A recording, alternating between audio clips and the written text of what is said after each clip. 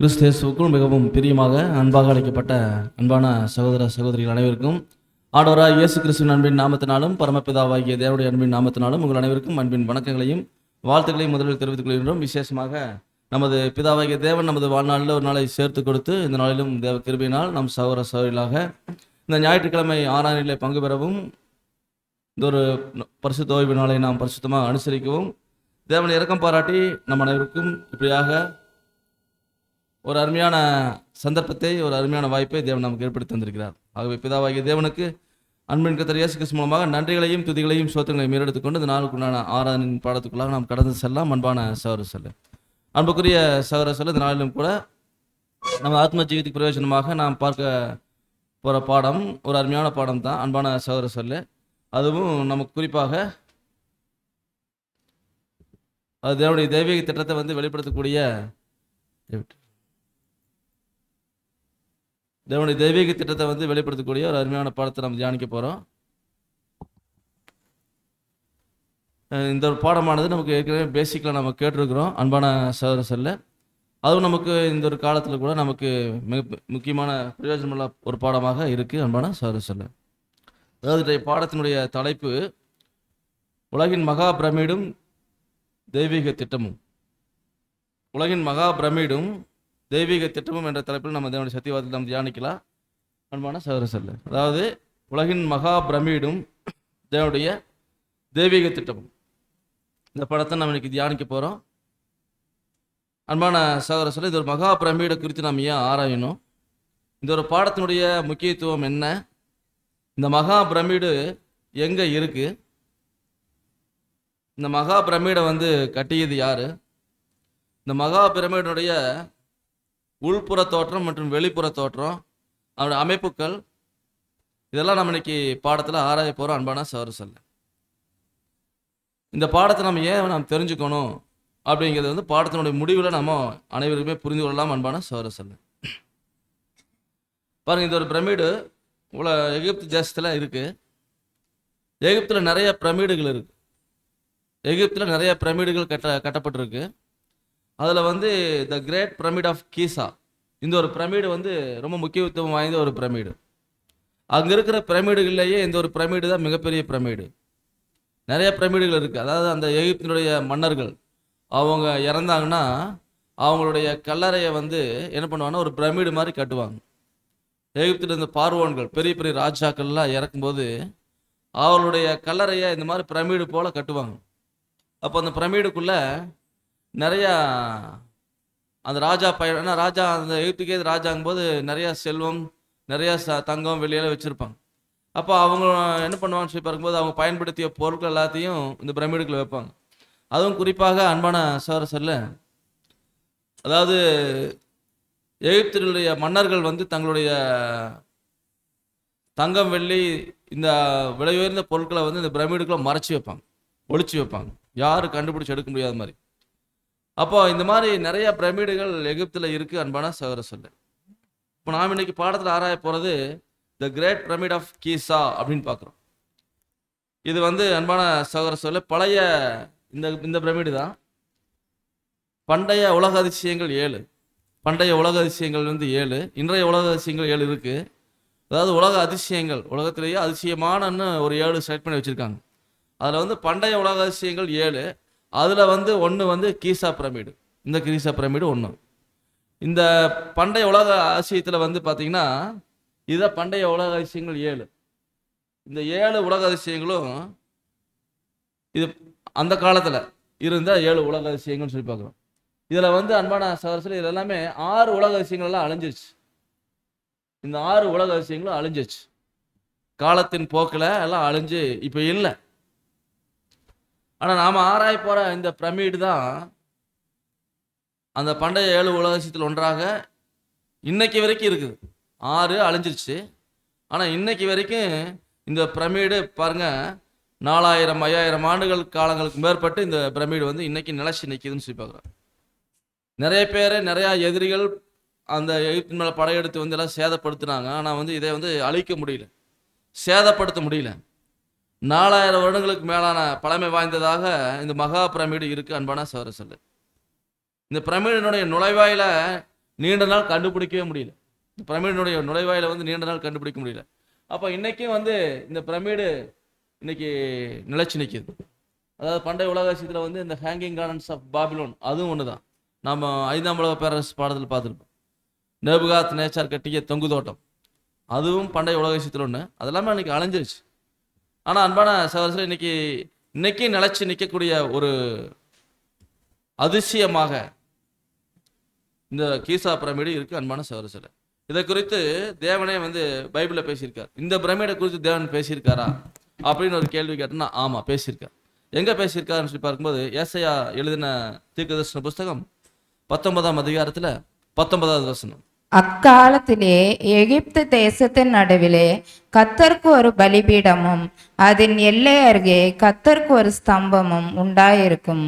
பாருங்க, அக்காலத்திலே அப்படின்னு சொல்லி வசனம். அக்காலத்திலே எகிப்து தேசத்தின் நடுவில் கர்த்தருக்கு ஒரு பலிபீடமும் அதன் எல்லை அருகே கர்த்தருக்கு ஒரு ஸ்தம்பமும் உண்டாயிருக்கும் அப்படின்னு வசனம் சொல்லுது.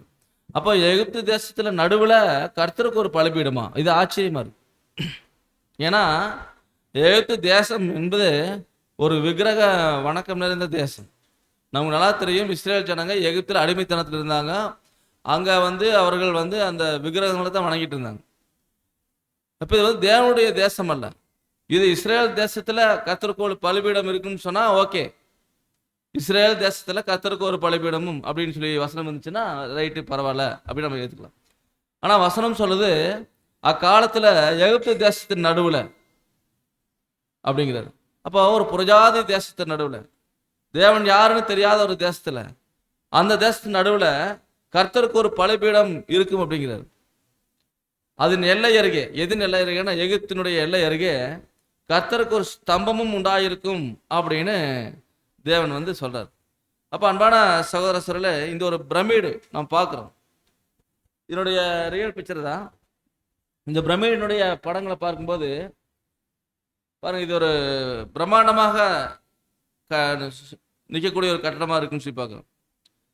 பாருங்க, எகிப்தில் உள்ள அந்த சிட்டி, அந்த கீசா பிரமிடு இருக்கக்கூடிய சிட்டி, அதனுடைய பின்னாடி பேக்ரவுண்டில் தெரியுது பாருங்க, ஃபுல்லாக லைட்டு. அந்த லைட் வெளிச்சத்தில் அந்த பிரமிடு அருமையாக தெரியுது. அப்போ இந்த பிரமிடு ஒரு பிரம்மாண்டமான தோற்றத்தில் இருக்குன்னு சொல்லி பார்க்குறோம். இதில் பாருங்கள சேட்டலைட்டில் எடுக்கப்பட்ட படம், சேட்டலைட்டில் இருந்து எடுக்கப்பட்ட படம். அதில் பாருங்க பிரமிடு வந்து அந்த வட்டமிட்டு காமிக்கப்பட்ட பகுதியில் இருக்கக்கூடியது தான் பிரமிடு. சேட்டலைட்லேருந்து எடுக்கும்போது அந்த பிரமிடு அருமையாக தெரியுது. அவ்வளோ உயரத்துலேருந்து பார்த்தாலும் இந்த பிரமிடு தெரியுதுன்னு சொல்லி பார்க்குறோம் அன்பான சகோதரர்களே.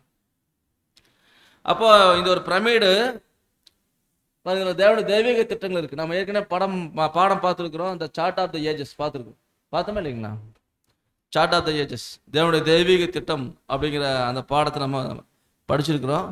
அதில் வந்து அந்த சார்ட்டில் வந்து பார்த்திங்கன்னா முதல் உலகம், 2ஆம் உலகம், 3ஆம் உலகம், இப்படி எல்லாமே அதில் வரும். அதே போல தான் இந்த ஒரு பாடத்திலையும் ஒட்டுமொத்த தேவனுடைய தெய்வீக திட்டமும் அடங்கியிருக்கு. எப்படி இந்த சார்ட் ஆஃப் த ஏஜஸில் பாடத்தில் என்னென்ன கருத்துக்கள் பார்த்தோமோ அதெல்லாம் இதுலேயும் வரும் அன்பான சகோதரர்களே. அப்போ இந்த ஒரு மகா பிரமிடு இது வந்து கர்த்தருக்கு ஒரு பலிபீடமாக இருக்குங்கிறார். இந்த பிரமிடு கர்த்தருக்கு பலிபீடமா அப்படின்னு சொல்லி பார்க்குறோம். அப்புறம் பார்க்குற பில்லர், அதன் எல்லை அருகே ஒரு பில்லராக இருக்குன்னு சொல்லி பார்க்குறோம். ஸ்தம்பம் அப்படின்னா பில்லர், அந்த ஒரு அடையாள சின்னமாக இருக்கும் அப்படிங்கிறத தேவன் சொல்றார். அப்போ அன்பான சகோதர சொல்ல இந்த பார்க்குறோம், இந்த பிரமிடு மிகப்பெரிய ஒரு பிரம்மாண்டமாக கட்டப்பட்ட ஒரு பிரமிடு. இது வந்து பார்க்கும்போது அன்பான சகோதர சொல்ல இதனுடைய உயரம், அகலம் எல்லாமே நாம் பார்க்க போகிறோம். இதனுடைய உயரம் பார்க்கும்போது இந்த பிரமிடினுடைய உயரம் பாருங்க, மொத்தமாக அதனுடைய கீழிருந்து பூமி மட்டத்திலிருந்து உயரம் பார்க்கும்போது 486 அடி, 486 அடி. அப்போ 486 அடிங்கும்போது நல்லா புரிஞ்சுக்கலாம். நம்ம உட்காந்துக்கிற இந்த பில்டிங், இந்த ஃப்ளோர்லேருந்து இது வரைக்கும் பார்க்கும்போது, இந்த கட்டடம் இந்த ஒரு ஃப்ளோர் மட்டும் பார்க்கும்போது நமக்கு ஒரு 10 அடி இருக்குது. அப்போ இந்த ஒரு பிரமிடு மொத்தமாகவே பாருங்கள், அதோட உயரம் வந்து 486 அடி உயரமுடையதாக இருக்குன்னு சொல்லி பார்க்குறோம். அது வந்து பார்க்கும்போது இந்த மாதிரி ஒரு 50 மாடி கட்டடங்கள், 50 மாடி 60 மாடி கட்டடங்கள் உயரத்திற்கு அந்த அளவுக்கு அந்த பிரமிடு உயரமானதுன்னு சொல்லி பார்க்குறோம். இதுக்கு ஈக்குவலாக வரும்னு சொல்லி பார்க்குறோம். இந்த மாதிரி வானலாவி உயர்ந்த கட்டடங்கள்லாம் இருக்கு பார்த்தீங்களா, அந்த கட்டடங்களுக்கு ஈக்குவலாக இந்த பிரமிடும் உயரமாக கட்டப்பட்டிருக்கு. அப்போ மிகப்பெரிய உயரத்தில் கட்டப்பட்ட ஒரு பிரமிடாக இருக்குன்னு சொல்லி பார்க்குறோம். இதனுடைய உயரம் வந்து 486 அடி. ஒரு 50 மாடி 60 மாடி கட்டடத்தினுடைய உயரம் தான் இதனுடைய உயரம்னு சொல்லி பார்க்குறோம். அதே நேரத்தில் வந்து பார்க்கும்போது இதனுடைய அகலம் நீளம் பார்க்கும்போது அதாவது 4 பக்கம் நீளம் இருக்கு. இந்த 4 பக்கம் பார்க்கும்போது லென்த்து 764 அடி. 764 அடி. அப்போ இந்த 764 அடிங்கும்போது ஒவ்வொரு பக்கமும் மொத்தம் அந்த பிரமிடு வந்து 4 பக்கம் இருக்கு. அப்போ அந்த 4 பக்கம் பார்க்கும்போது ஒரு பக்கம் வந்து 764 அடி. சரிங்களா? அப்போ மொத்தமாக வந்து பார்க்கும்போது இது வந்து அமைஞ்சிருக்கிற அந்த ஏரியா வந்து ஒட்டு மொத்தமாக ஒரு 13 ஏக்கர் சுற்றளவு அது அமைஞ்சிருக்கு. 13 ஏக்கர் நிலத்துல ஃபுல்லாக இந்த ஒரு பிரமிடு வந்து இருக்குன்னு சொல்லி பார்க்குறோம். அப்போது இவ்வளோ ஒரு பிரம்மாண்டமான ஒரு பிரமிடு தான் சொல்லி பார்க்குறோம். பாருங்க, இது எப்படி தெரியுதுன்னு பாருங்க. அந்த எகிப்தினுடைய பின்னணியில் இந்த பிரமிடு மிக அருமையாக தெரியுது. மொத்தமாக வந்து இது 13 ஏக்கர் இருக்கிற நிலத்தில் வந்து இது கட்டப்பட்டிருக்குன்னு சொல்லி பார்க்குறோம். அப்போ அன்பான சகோதர நான் பார்க்குறோம், இந்த ஒரு பிரமிடினுடைய அமைப்பிடம் நம்ம பார்க்குறோம். இதில் பாருங்க அன்பான சகோதரர், 13 ஏக்கர் பரப்பளவில் இது அமைஞ்சிருக்குது. இந்த மகா பிரமிடினுடைய கற்கள் பார்க்கும்போது இதில் எவ்வளோ கற்கள் இதில் பயன்படுத்தப்பட்டிருக்கு அப்படின்லாம் பார்க்கும்போது இந்த பிரமிடில் பயன்படுத்தப்பட்ட கற்கள் இந்த அமைப்பில் தான் இருக்குது. இதனுடைய கற்கள் வந்து பார்த்திங்கன்னா எல்லாமே ஒரே சைஸில் கிடையாது. இந்த பிரமிடில் பயன்படுத்தப்பட்ட கற்கள் எல்லா கற்களுமே ஒரே அளவா அப்படின்னா ஒரே அளவு கிடையாது. ஏன்னா நம்ம வீடு கட்டுவோம், அதில் வந்து பார்க்கும்போது கற்கள் வந்து பார்த்திங்கன்னா எல்லாமே ஒரே சைஸ்களாக தான் நம்ம பயன்படுத்துவோம். செங்கல் மற்ற இன்னைக்கு அந்த பிரிக்ஸ்கள் எல்லாம் பயன்படுத்துகிறோம், அதெல்லாம் ஒரே அளவாக தான் இருக்குது. ஆனால் இந்த ஒரு பிரமிடில் பயன்படுத்தப்பட்ட கற்கள் பார்க்கும்போது, அதாவது பாருங்க, ஒரு சின்ன கல்லோட எடை வந்து 16 டன். ஒரு சின்ன கல், இதில் பயன்படுத்தப்பட்ட சின்ன கல்லுடைய எடை மட்டுமே 16 டன். அப்படின்னா ஒரு டன்னுக்கு 1000 கிலோ. 16 டன்னா 16,000 கிலோ. ஒரு சின்ன கல்லுடைய எடை மட்டும் 16,000 கிலோ எடையுள்ள கல் தான் சின்ன கல். இதில் பயன்படுத்தப்பட்ட சின்ன கல்.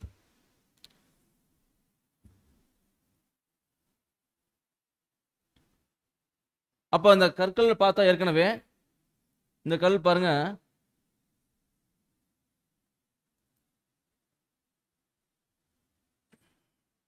இந்த கல்லினுடைய அந்த பூச்சு பார்க்கும்போது ஒரு கல்லுக்கு இன்னொரு கல்லுக்கு இடையில வந்து, அதாவது ஒரு காகித கன அளவு தான் பயன்படுத்திக்கிறாங்க. ஒரு காகித கன அளவு தான் பயன்படுத்திக்கிறாங்கன்னு சொல்லி பார்க்குறோம். அந்த அளவுக்கு வந்து பார்த்தீங்கன்னா இது இந்த கற்கள் பாருங்க, இந்த அளவுக்கு சரியான முறையில் அடுக்கி இந்த சிமெண்ட் கலவை வந்து ஒரு கல்லுக்கு இன்னொரு கல்லுக்கு இடையில வந்து ஒரு காகித அளவு தான் வந்து பார்த்தீங்கன்னா அந்த கற்கள் இருக்குன்னு சொல்லி பார்க்குறோம். அந்த சிமெண்ட் பூச்சி வந்து இருக்குன்னு சொல்லி பார்க்குறோம்.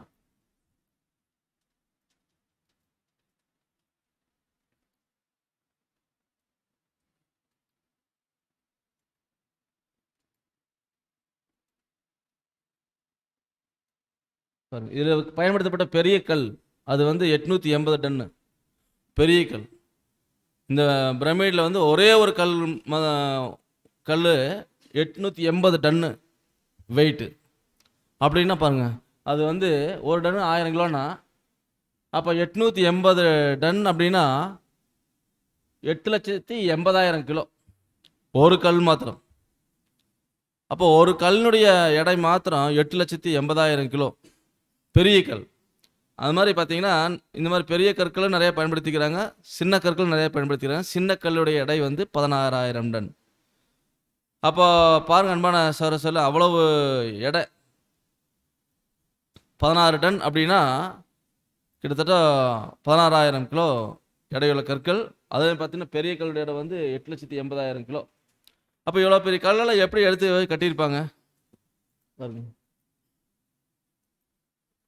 இந்த மாதிரி எடுத்து எப்படி மேலே கொண்டு போய் வச்சு அதை சரியாக வச்சு கட்டிக்க முடியும்? பாருங்க, ஒரு கல்லுடைய நீளம் வந்து 30 அடி. 30 அடி நீளம். ஒரு கல்லுடைய நீளமே 30 அடி. அப்ப அந்த இன்னைக்கெல்லாம் வந்து பார்க்கும்போது, அன்பான சகோதரர்களே, நமக்கு இன்னைக்கு நெறையா தொழில்நுட்ப வளர்ச்சி இன்னைக்கு பெருகி இருக்குது. நெறைய கிரேன் போன்ற கண்டுபிடிப்பு சாதனங்கள் இருக்கிறனால, அப்படியே தூக்கி வைக்கிற அளவுக்கெல்லாம் இன்னைக்கு இருக்குது. ஆனா அப்படியே எவ்வளோ பெரிய கிரேனா இருந்தாலும் 8,80,000 கிலோ கல்ல கொண்டு வைக்க முடியுங்களா? அவ்வளோ அந்த வெயிட் தூக்குற அளவுக்கு கல்லெல்லாம் இன்னைக்கு கிடையாது. அந்த கிரெயின் எல்லாம் கிடையாது. அப்போ இதில வந்து எப்படி இந்த கற்களெல்லாம் நகர்த்திட்டு போயிருக்க முடியும்னா, இப்படி தான் உருளை வச்சு நகர்த்திட்டு போயிருக்கிறதுக்கு வாய்ப்பு இருக்குன்னு சொல்லி பார்க்குறோம். இந்த கற்கள வந்து இந்த எடுத்துட்டு போய் பயன்படுத்துறதுக்கு நெறையா எப்படி பயன்படுத்தியிருப்பாங்க, எப்படி இத வந்து கட்டியிருப்பாங்க அப்படின்னு யோசிச்சு பார்க்கும்போது, நமக்கே இது பிரமிப்பா தான் இருக்கு. காரணம் என்னன்னு பார்க்கும்போது, இதில வந்து நெறையா பலசாலிகள் பயன்படுத்தப்பட்டிருக்காங்க வேலைக்கு. அதாவது ராட்சசர்கள் மாரி இருக்கக்கூடிய பலசாலிகள இந்த வேலையில பயன்படுத்தியிருக்கிறாங்க. அதே நேரத்தில வந்து பார்க்கும்போது, இதில நெறையா யானைகள் போன்ற விலங்குகளையும் பயன்படுத்தி இத கட்டி, ஏன்னா பாலைவன பகுதி, அங்க யானைகளும் கொண்டு போயிருக்க முடியாது. எப்படி பயன்படுத்தியிருக்க முடியும்? அப்படின்னு யோசிச்சு பார்க்கும்போது, மிகுந்த ஒரு ஆச்சரியமா தான் இருக்கு அன்பான சகோதர சகோதரிகளே. இது வந்து பார்க்கும்போது 4000 வருட காலங்கள் வந்து பழமை வாய்ந்ததா இருக்குன்னு சொல்லி பார்க்குறோம். இந்த பிரமிடை குறித்து ஆராய்ச்சி வந்து நெறைய காலங்கள்ல நெறைய பேர் பண்ணியிருக்கிறாங்க. இதில வந்து பார்க்கும்போது, அன்பான சகோதர சகோதரிகளே, இதில வந்து கிபி 8ஆம் நூற்றாண்டுல அ அதாவது ஸ்லிப் அல்முன் மாமூன் அப்படிங்கிற ஒருத்தருடைய முயற்சியால, அதாவது அல் மாமூன் அப்படிங்கிறவருடைய பெருமுயற்சியால இந்த பிரமிடு குறித்த ஆராய்ச்சிகள வந்து அதிகமா பண்ணுனாங்க. அதில வந்து பார்க்கும்போது நுழைவாயில் எங்கேன்னு கண்டுபிடிச்சது அவர்தான். இதுக்கு நுழைவாயிலே கண்டுபிடிக்க முடியாம போச்சு. ஏன்னா கொள்ளையர்கள் வந்து இந்த பிரமிடுக்குள்ள பூந்து உள்ள இருக்கக்கூடிய தங்கத்தெல்லாம் கொள்ளையடிச்சிருவாங்க. ஆனா அது கொள்ளையடிக்க கூடாதுன்னு அது வழி வந்து எங்கேன்னு சொல்ல மாட்டாங்க. நுழைவாயில் எதுன்னு சொல்ல மாட்டாங்க. சொன்னாங்கன்னா ஈஸியா கண்டுபிடிச்சிருவாங்கன்னு சொல்லி போட்டு சொல்ல மாட்டாங்க. அது வந்து கண்டுபிடிக்க ரொம்ப கஷ்டம் அப்படின்னு சொல்லி பார்க்குறோம். அப்ப இப்படியாக வந்து அன்பான சகோதரர்களே, இது வந்து கிமு 2170ல வந்து கட்டப்பட்டிருக்குன்னு சொல்லி பார்க்குறோம். இந்த பிரமிடினுடைய வடிவமைப்புகள் பார்க்கும்போது, அதாவது மத்தியான வேளையில பாருங்க, சூரியன் ஒளி படும்போது இந்த ஒரு பிரமிடு வந்து பார்த்தீங்கன்னா, தங்கம் போல ஜொலிக்குமாம். மத்தியான வேளையில சூரிய ஒளி வந்து இது மேல படும்பொழுது, இது ஒரு தங்கம் போல இது வந்து ஜொலிக்கும் அப்படின்னு சொல்லி பார்க்குறோம். அதே நேரத்தில வந்து இரவு நேரத்தில வந்து நட்சத்திரத்தினுடைய ஒளிகள் அது மேல படும்போது, அதுவும் பிரமிடு வந்து பார்க்கும்போது, அந்த நட்சத்திர ஒளிகள் இரவினுடைய வெளிச்சத்துக்கு தகுந்த மாதிரி ரொம்ப அழகாக தெரியும் அப்படிங்கிறத சொல்றாங்க. அந்த மாரி ஒரு அமைப்பில தான் இது வந்து அமைஞ்சிருக்குன்னு சொல்லி பார்க்குறோம். மொத்தமா அன்பான சகோதர சகோதரிகளே, இது வந்து இந்த பிரமிடினுடைய கட்டப்பட்ட கற்கள் எல்லாமே கல்லால தான் கட்டியிருக்கிறாங்க. இதோட மொத்த எடை, பிரமிடினுடைய மொத்த எடை வந்து பார்த்தீங்கன்னா 6 மில்லியன் டன். 6 million ton. ஏன்னா ஒரு கல்லினுடைய வெயிட்டே பார்த்தோம் 8,80,000 கிலோ இருக்குன்னு சொல்லி பார்த்தோம். அப்போ ஒட்டுமொத்த கற்கள் எல்லாம் இந்த ஒட்டுமொத்த பிரமிடினுடைய எடை பார்க்கும்போது 6 மில்லியன் டன் எடை. 6 மில்லியன் டன் எடை. அப்போ இந்த பிரமிடு தேவையில்லை அப்படின்னு சொல்லி அகற்றலான்னு முடிவு பண்ணாங்கன்னு வச்சுக்கோங்களேன். 6 மில்லியன் டன் எடையோட அந்த பொருள் எல்லாத்தையும் கொண்டு போய் வெளியே கொண்டு போய் கொட்டணும்னு முடிவு பண்ணிட்டா, எப்படி சொல்றாங்கன்னா, இந்த பிரமிடை அகற்ற 1000 டன் ஏற்றக்கூடிய 60,000 ரயில்கள் வேணுமாம். அதாவது 1000 டன் ஏத்துற மாதிரி ரயில். ஒரு ரயில்ல வந்து 1000 டன் 1000 கிலோ ஏத்துற மாதிரி 6000 ரயில் இருந்தா தான் இதில எல்லாத்தையும் கொண்டு போய் வெளியே டிஸ்போஸ் பண்ண முடியும். அப்படியாக வந்து இந்த பிரமிடினுடைய பிரம்மாண்டத்தை நம்ம பார்க்குறோம் அன்பான சகோதர சகோதரிகளே. இந்த பிரமிடை வந்து யார் கட்டியிருக்கலாம் அப்படின்னு நம்ம கேள்விகள் நிறைய இருக்கு. இவ்வளோ பெரிய பிரமிடு ஆச்சரியப்படத்தக்கதாக இருக்குது. இன்னைக்கு வரைக்கும் இது உலக அதிசயத்தில் ஒன்றா இருக்குது. இப்போ இன்னைக்கு வரைக்கும் நிலச்சி நிற்குது. அப்போ இந்த பிரமிடை யார் கட்டியிருக்கலாம் அப்படின்னு சொல்லி பார்க்கும்போது, அன்பான சகோதர சகோதரிகளே, பார்க்குறோம் மெல்கிசேதேக்கு அப்படிங்கிறவர் கட்டியிருக்கலாங்கிற ஒரு வேத ஆராய்ச்சியாளர் சொல்கிறாங்க. வேத ஆராய்ச்சியாளர்கள் என்ன சொல்கிறாங்கன்னா, மெல்கிசேதேக்கு என்பவர் கட்டியிருக்கலாம் அப்படிங்கிறாங்க.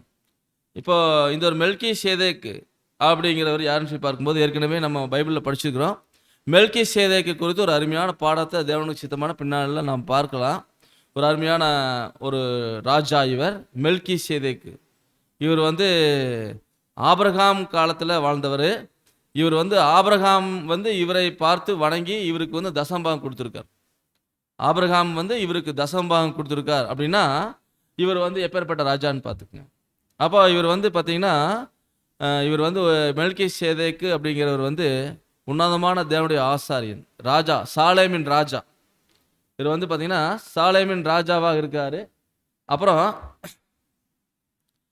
இவர் இக்காஸ் அப்படிங்கிற மேய்ப்பர்களின் ராஜா, ராஜாக்கள் அப்படிங்கிற அந்த அந்த ஒரு வகுப்பை சேர்ந்தவங்க. இந்த ஒரு மெல்கிசேதேக்கு தான் இதை கட்டியிருக்கிறதுக்கு வாய்ப்பு இருக்குது அப்படின்னு வேத ஆராய்ச்சியாளர்கள் சொல்றாங்க அப்படின்னு சொல்லி பார்க்குறோம். இவர் குறித்து படிக்கலாம். ஆதியாகமம் புஸ்தகத்துல 14ஆம் அதிகாரத்துல 18வது வசனம். அன்றியும் உன்னதமான தேவனுடைய ஆசாரியனாயிருந்த சாலேமின் ராஜாவாகிய மெல்கிசேதேக்கு அப்பமும் திராட்சரசமும் கொண்டு வந்து. பாருங்க, இது யாருன்னா உன்னதமான தேவனுடைய ஆசாரியன் சாலேமின் ராஜாவாகிய மெல்கிசேதேக்கு அப்பமும் திராட்சரசம் கொண்டு வந்து யாரை பார்க்குறாருன்னா, பாருங்க, அவனை ஆசீர்வதித்து. எவனை அப்படின்னா ஆபிரகாமை ஆசீர்வதிக்கிறார். அப்போ ஆபிரகாமுக்குள்ளதான் ஒட்டுமொத்த பூமியின் சந்ததியும் ஆசீர்வதிக்கப்பட போகுது. ஆபிரகாமையும் ஒருத்தர் ஆசீர்வதிக்கிறார் அப்படின்னா அவர் எப்பேற்பட்டவராக இருப்பார்? ஆபிரகாமை ஒருத்தர் ஆசீர்வதிக்கிறார் அப்படின்னா அவர் அப்போ ஆபிரகாமை காட்டிலும் பெரியவராக இருப்பார். அப்போ அன்பான சகோதரர்களே, அவனை ஆசீர்வதித்து வானத்தையும் பூமியும் உடையவராகிய உன்னதமான தேவனுடைய ஆசீர்வாதம் ஆபிரகாமுக்கு உண்டாவதாக அப்படின்னு ஆபிரகாம் ஆசீர்வதிக்கிறார். இப்படியாக அந்த ஒரு மெல்கிசேதேக்கு ராஜா வந்து ஆபிரகாம் ஆசீர்வதித்தார். ஆபிரகாம் என்ன பண்ணார் பாருங்க, ஆதியாகமம் 14ஆம் அதிகாரம் 20வது வசனம். உன் சத்துருக்களை உன் கையில் ஒப்பு கொடுத்த உன்னதமான தேவனுக்கு ஸ்தோத்திரம் என்று சொன்னான். இவனுக்கு ஆபிராம் எல்லாவற்றிலும் தசமபாகம் கொடுத்தான். பாருங்க, ஆபிரகாம் வந்து எல்லாவற்றிலும் தசமபாகம் கொடுத்தார் மெல்கிசேதேக்கு. இப்படியாக அன்பான சகோதரர்களே, இந்த மெல்கிசேதேக்கு மூலமாக கட்டப்பட்டிருக்கலாம்னு கருதப்படுது. அப்போ இந்த மெல்கிசேதேக்கு குறித்து வாய்ப்பு இருந்த தேவன் சித்தமான பின்னாடி பார்க்கலாம். இவர் கட்டியிருக்கலாம் அப்படின்னு வேத ஆராய்ச்சியாளர் சொல்றாங்க. ஏன்னா இந்த மாதிரி பிரம்மாண்டமான ஒரு கட்டடத்தை ஒரு தேவனுடைய பலனுடைய மனிதனை தவிர்த்து வேற யாரும் கட்டியிருக்க முடியாது. ஆக இப்படியாக வந்து தேவன் எனக்கு ஒரு பலிபீடமா இருக்கக்கூடிய இந்த ஒரு கட்டடத்தை நீங்க கட்டுங்கன்னு சொல்லி கட்ட வச்சிருக்காரு. என்னுடைய கட்டுமானம் பார்க்கும்போது அன்பான சகோதரர்களே, நான் பார்க்குறோம், இதில் வந்து கணிதம் இருக்கு. இந்த ஒரு கட்டுமானத்தில் வந்து பார்த்தீங்கன்னா கணிதம் இருக்கு, புவியியல் இருக்கு, ஜியாகிரபிக் சிஸ்டம் இருக்கு, அப்புறம் வந்து நட்சத்திரம் சிஸ்டம் இருக்கு. இதெல்லாமே கரெக்டாக இதில் இருக்குன்னு சொல்லி பார்க்குறோம் இந்த பிரமிடில். அதாவது பிரமிடினுடைய நீள அகலத்துலலாம் வந்து பார்க்கும்போது கணிதம், புவியியல், நட்சத்திர சிஸ்டம் எல்லாருடைய இது வந்து அதில் இருக்குன்னு சொல்லி பார்க்குறோம். நாமளே ஒரு வீடு கட்டணும்னா அந்த வீட்டுக்கு வந்து நீள அகலங்கள் பார்த்தீங்கன்னா இந்த அளவு தான் வைக்கணும், இந்த அளவு வைக்கக்கூடாது அப்படின்னு இன்னைக்கு மனையடி சாஸ்திரம் வச்சு தான் கட்டுறோம். இந்த அளவுக்கு மேலே கட்டக்கூடாது, இதில் கட்டினா ஆகாது அப்படின்லாம் சொல்கிறாங்க. அப்போ இன்னைக்கு வந்து இந்த பிரமிடு கட்டப்பட்டதுலேயும் பார்க்கும்போது நிறையா பார்த்தீங்கன்னா நிறைய அறிவியல் மற்றும் புவியியல் சார்ந்த விஷயங்கள் நிறையா இதில் அடங்கி இருக்குன்னு சொல்லி பார்க்குறோம் அன்பான சகோதரர்களே. அதில் வந்து இதில் வந்து பார்க்கும்போது அன்பான சகோதரர்களே, இதிலெல்லாம் அறிவியல், கணிதம் மற்றும் வானவியல் போன்ற அதோடைய கொள்கைகள் வந்து இதில் வந்து போதிக்கப்படுது. உதாரணத்துக்கு பார்த்தீங்கன்னா கணித ஃபார்முலாவில் பார்த்தீங்கன்னா நாம் பயன்படுத்துவோம். அதாவது வட்டத்தினுடைய பரப்பளவு, சுற்றளவு எல்லாம் நம்ம வந்து பயன்படுத்துவோம். அது வந்து பார்த்தீங்கன்னா இந்த ஒரு பிரமிடில் வந்து இருக்குன்னு சொல்லி பார்க்கும். புரிஞ்சுதுங்களா? அதில் வந்து பார்த்தீங்கன்னா இதில் பை அப்படிங்கிற ஒரு இது பயன்படுத்துவோம். பைஆர் ஸ்கொயர் 2/r அப்படிங்கிற அந்த ஃபார்முலா பயன்படுத்தும். கணித கொள்கையில் மிக முக்கியமானது வந்து பை அப்படிங்கிற இது, அந்த ஒரு கொள்கை. அந்த இதான் பை, இந்த பைன்னு சொல்லுவோம். இந்த பைங்கிற கொள்கையை பயன்படுத்துவோம். இது வந்து பார்த்தீங்கன்னா பை விகிதம் என்பது பார்த்தீங்கன்னா வட்டத்தின் சுற்றளவுக்கும் அதனுடைய விட்டத்துக்கும் இடையே உள்ள உறவை தான் குறிக்குதுன்னு சொல்லி பார்க்குறோம்.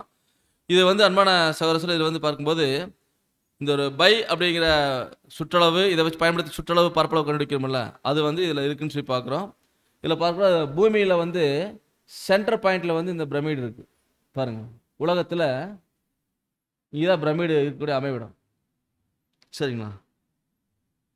சென்டர் பாயிண்டில் வந்து இருக்குது அப்படின்னு சொல்லி பார்க்குறோம். பாருங்க, எப்படி பார்த்தாலும் எந்த கோணத்தில் பார்த்தாலும் அந்த பிரமிடினுடைய அமைவிடம் வந்து சென்டர் பாயிண்டில் வந்து இருக்குது அன்பான சகோதரர்களே. அதாவது இப்போ பூமியின் வட்ட வடிவத்தில் இருக்குதுன்னு சொல்லி பார்க்கும்போது அந்த மையப்புள்ளியில் வந்து இருக்கிற இடமே வந்து பார்த்தீங்கன்னா மகா பிரமிடு தான். பிரமிடு இருக்கிற இடம் தான் அப்படின்னு சொல்லி பார்க்குறோம். இது இயற்கையாகவே வந்து பார்க்கும்போது 0 மெரிடியன் அப்படிங்கிற அந்த பாயிண்டில் வந்து இருக்குது அன்பான சகோதரர்களே. உலகம் முழுவதும் நேரத்தை கணக்கிடுறது இந்த 0 மெரிடியன் வச்சு தான் கணக்கிடுவாங்க. அப்படியாக வந்து இதை நம்ம பார்க்குறோம். மத்திய பூமியினுடைய இதில் இருக்குது. அதே நேரத்தில் வந்து பார்க்கும்போது இதனுடைய டிஸ்டன்ஸ் 146 மில்லியன் கிலோமீட்டர். சூரியனுக்கும் இந்த பூமியில் இருக்கிற இந்த பிரமிடினுடைய உச்சி 146 மில்லியன் கிலோமீட்டர் தூரத்தில் இருக்குன்னு சொல்லி பார்க்குறோம். பாருங்கள், நாசா சேட்டலைட் வந்து விண்வெளியிலேருந்து ஃபோட்டோ எடுத்திருக்காங்க. எடுக்கும்போது இந்த வட்டமிட்டு காட்டுற பகுதியில் இங்கே புள்ளி லேசாக தெரியுது பார்த்தீங்களா, அதுதான் பிரமிடு. இந்த பிரமிடு வந்து அருமையாக தெரியுது அன்பான சகோதர. இந்த பிரமிடினுடைய ஸ்டோன்கள் எல்லாமே பார்க்கும்போது இது வந்து தங்க நிறத்தில் இருக்கக்கூடிய ஸ்டோன்கள் தான். இந்த ஸ்டோன்களை எப்படி இந்த பாலைவன பகுதிக்கு எடுத்துகிட்டு வந்து கட்டினாங்க அப்படிங்கிறது ஆச்சரியமாக இருக்குது. மொத்தம் வந்து பார்த்திங்கன்னா 23 லட்சம் ஸ்டோன்கள், 23 லட்சம் கற்கள் இதில் பயன்படுத்தப்பட்டிருக்கு. இதெல்லாம் அந்த பிரமிட்லேருந்து எடுத்த படங்கள். அந்த பிரமிட்லேருந்து எடுத்த படங்கள் தான். 23 லட்சம் கற்கள் வந்து பயன்படுத்தப்பட்டிருக்கு. நிறைய சுற்றுலா பயணிகள் போகிறாங்க வருஷம் முழுவதும். நிறைய பேர் போய் அங்கே போய் அந்த மேலே ஏறி ஃபோட்டோ எல்லாம் எடுத்துகிட்டு வராங்க. அப்படியாக சுற்றுலா பயணிகள் போய் நின்றுருக்காங்க பாருங்கள்.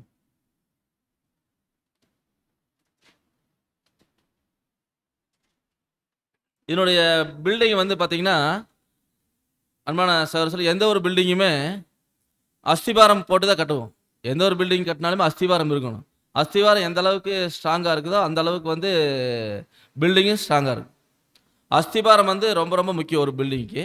இப்போ இந்த ஒரு பில்டிங் வந்து 4 மாடி கட்டி வைக்கிறாங்கன்னா, அப்போ இந்த பில்டிங் வந்து இவ்வளோ பெரிய இத்தனை பேர் இருக்கிறாங்க, இத்தனை கடைகள் வாடகைக்கு விட்டுருக்குறாங்க அப்படின்னா, இது வந்து பார்க்கும்போது அந்த அளவுக்கு இதனுடைய அஸ்திபாரம் பார்க்கும்போது நல்லா ஸ்ட்ராங்காக போட்டு தான் கட்டியிருப்பாங்க.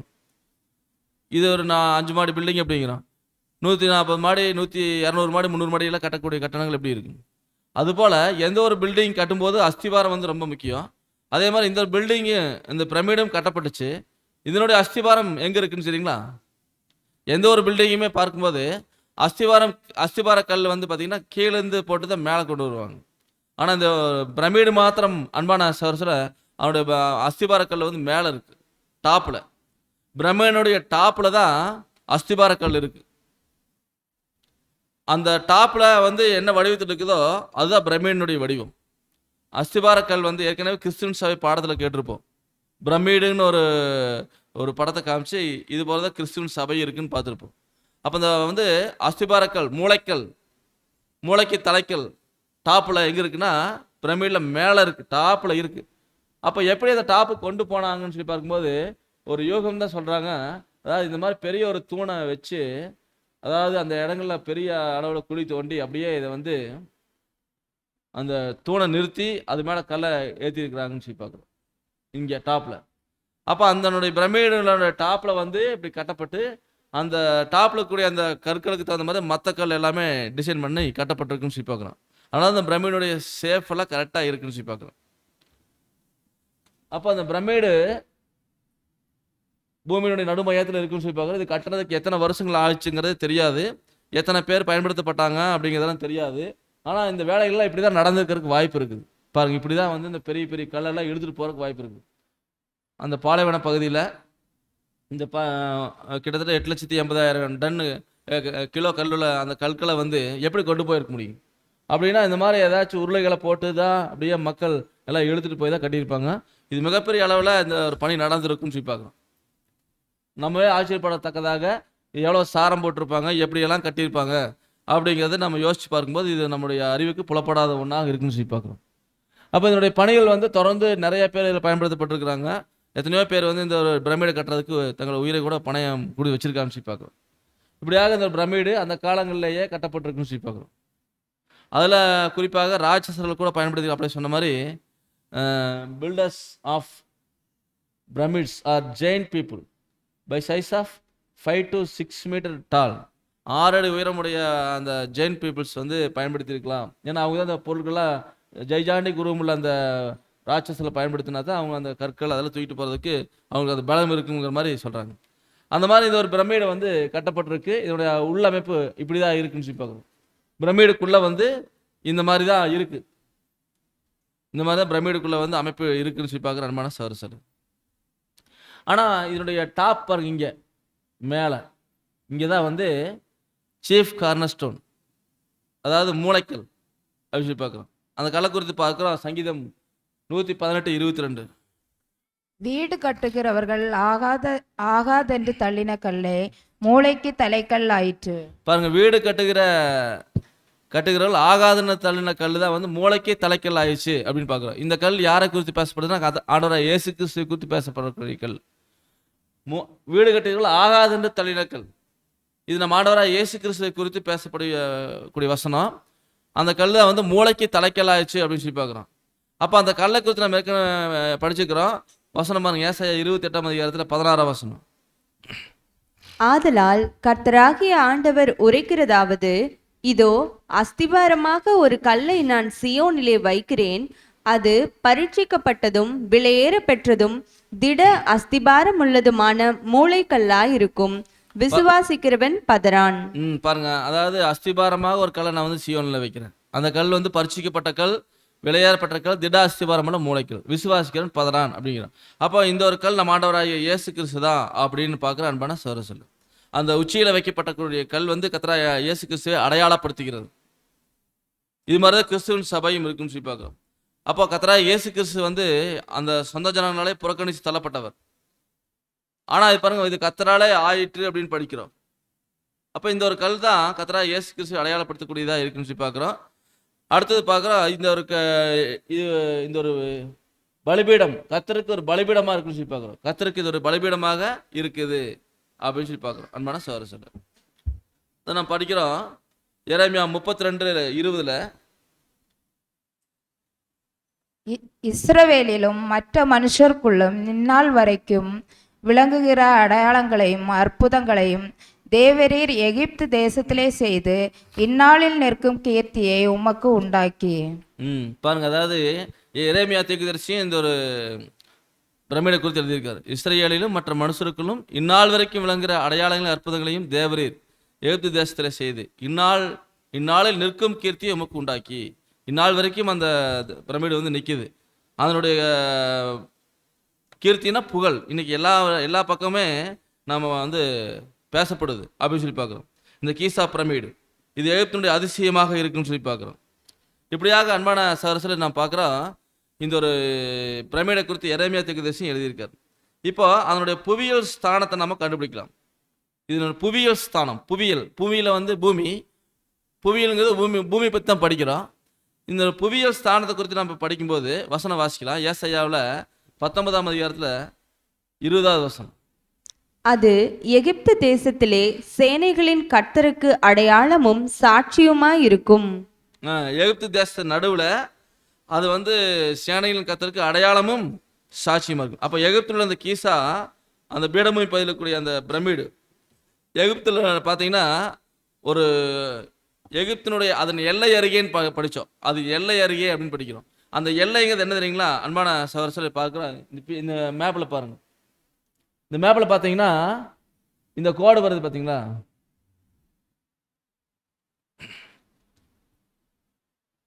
இந்த மேப்பில் பாருங்க, இந்த கோடு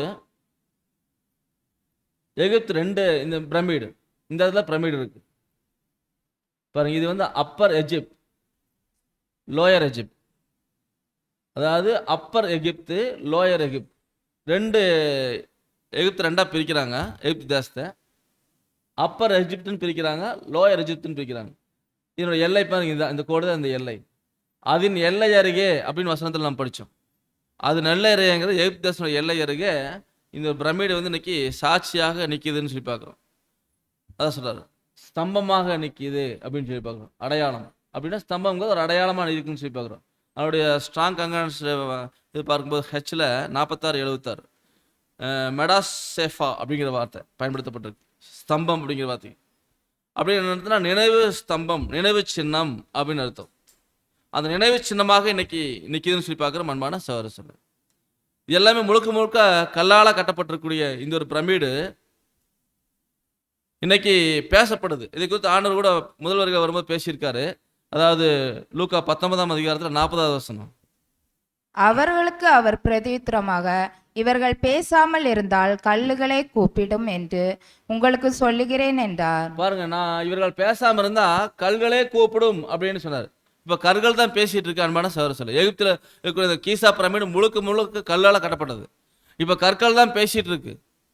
கற்கள் பாருங்க தேவனுடைய தெய்வீக திட்டத்தை பேசிட்டு இருக்கு. அதான் ஆண்டவர் சொன்னார், நீங்கள் பேசலைன்னா இந்த கல்லுகளே கூப்பிடும் அப்படின்னு சொன்னார்.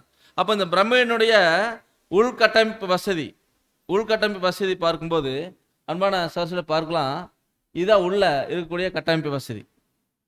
உள்கட்டமைப்பு வசதி பாருங்க, இந்த பிரமிடுக்குள்ள இதான் இருக்கும், இப்படிதான் இருக்கும். உள்ள நிறைய ரூம் எல்லாம் இருக்காது, அந்த அமைப்பு இப்படிதான் இருக்கு. என்னென்ன இருக்குன்னு பார்க்கலாம், நீங்க கொஞ்சம் கவனிங்க.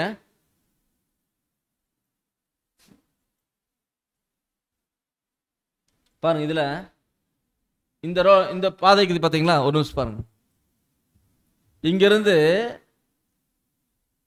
நேரா கீழே வருது. இந்த பாதை கீழ்நோக்கு பாதை, இது கீழ்நோக்கு பாதை, நல்லா கவனிச்சுக்குங்க. இதுதான் என்ட்ரன்ஸே, இங்கே தான் இருக்கு. எப்பவுமே ஒரு வீட்டுக்கு கதவு எங்க வைப்போங்க? கதவு வந்து எப்பவுமே எல்லாம் தெரியுற மாதிரி தான் முன்னாடி வைப்போம். கதவை வரைச்சி மறைச்சி வைப்போமா? ஆனால் அந்த கதவை கண்டுபிடிக்க முடியாது. பாருங்க எங்க இருக்கு பாருங்க, என்ட்ரன்ஸ் இங்கே தான் இருக்கு. இது நிறைய பேரால் கண்டுபிடிக்க முடியாது அவ்வளோ சீக்கிரம், அதுவும் பார்க்கலாம். இது நேராக இது கீழ்நோக்கு பாதை. கீழ்நோக்கு பாதையில் வந்தாச்சுன்னா நேராக புதகுழியில் வந்து சேர்ந்துருவோம். இதில் நேராக இறங்குனா கிடுகிடுன்னு பயங்கர டீப்பாக போகும். அதில் அப்படியே வந்தால் நேராக எங்கே வரும் தெரியுங்களா? புதகுழிக்கு போய் சேர்ந்துடும். அங்கே போகிறவங்க யாரும் தப்பிக்கவே முடியாது, சாக வேண்டியதுதான். புதகுழியில் வந்து சேர்ந்துடும். கீழ்நோக்கு பாதை பயங்கர ஆபத்து, அதில் வரணும். அப்படியே பார்த்தோன்னா இங்கே இந்த இடத்துல மேல்நோக்கு பாதை இருக்குது. இது மேல்நோக்கு பாதை இருக்குது. இந்த பாதை இங்கே வந்து மேல்நோக்கு பாதையில் இங்கே இந்த 3 கல் வச்சுக்கிறாங்க பார்த்தீங்களா, இது வந்து சிகப்பு கல். அந்த சிகப்பு கல்லால் அடைக்கப்பட்டிருக்கு, மேல்நோக்கு பாதையில் போக முடியாது. புரிஞ்சுங்களா? இதில் உள்ள வந்தால் இங்கே ஒரு வழி இருக்குது. இந்த மேல்நோக்கு பாதையில் ஏறலாமான்னா ஏற முடியாது, ஏன்னா இங்கே இந்த சிகப்பு கல்லால் அடைச்சி வச்சிருக்கிறாங்க. அதனால் அந்த மேல்நோக்கு பாதையில் போக முடியாது. அப்படின்னா அந்த கீழ்நோக்கு பாதையிலே தான் வரணும். ஆனால் ஆபத்து அதில் இருக்குது, புதைக்குழி இருக்குது. புதகுழியில் போயாச்சுன்னா அவ்வளோதான், உள்ளே புதஞ்சிருவாங்க, செத்துருவாங்க. ஆனால் புதகுழிக்கு முன்னாடி இந்த இடத்துல பாருங்க ஒரு மேல்நோக்கு பாதை இருக்குது. இந்த மேல்நோக்கு பாதை அடைச்சிருக்குது. அதை விட்டுட்டு அப்படியே கீழே வரும்போது இந்த புதகுழிக்கு முன்னாடி ஒரு மேல்நோக்கு பாதை ஒன்று மேலே போகுது. மேல்நோக்கு பாதை மேலே போகுது, சரிங்களா? அங்கே மேல்நோக்கு இதில் தான் வரணும், இதில் போக முடியாது. இதில் வர்றவங்க வந்து இதில் நேராக இதில் இறங்கி இங்கே இந்த இடத்துல இருந்து ரொம்ப ஜாக்கிரதையாக இந்த மேல்நோக்கு பாதையை பிடிச்சிட்டாங்கன்னா அதில் ஏறிடலாம்.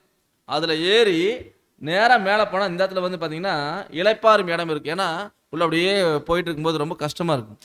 அதில் பாருங்கள், அந்த குறுகலான பாதையாக இருக்கும், அதில் கஷ்டப்பட்டு தான் ஏறி போகணும், உயிரை பணைய வச்சு தான் போகணும், ரொம்ப சிரமப்பட்டு போகணும். அப்போ ஏறி வர்றவங்களுக்கு அந்த இடத்துல ஒரு இளைப்பாறக்கூடிய இடம் உள்ள எங்கேயுமே பாருங்கள். இந்த இடத்துல இருந்து ஏறக்க ஆரம்பிச்சாங்கன்னா இது வரைக்கும் இளைப்பாறக்கூடிய இடமே கிடையாது. எவ்வளோ சிரமப்பட்டாலும் போயாது திறணும். ஐயோ கையால் ஓஞ்சிக்குது, நடக்குமா, என்னால் ஏற முடியல அப்படின்லாம் ஒன்றுமே பண்ண முடியாது. அந்த இளைப்பாறும் இடத்துக்கு வந்தால் மட்டும்தான் இளைப்பாற முடியும், அது தவிர்த்து வேறு வழியே கிடையாது. அதுக்கு அடுத்தது இது பெரிய பாதை. பெரிய பாதை இங்கே தான் ராஜாவின் அறை. இதுதான் ராஜாவின் அறை.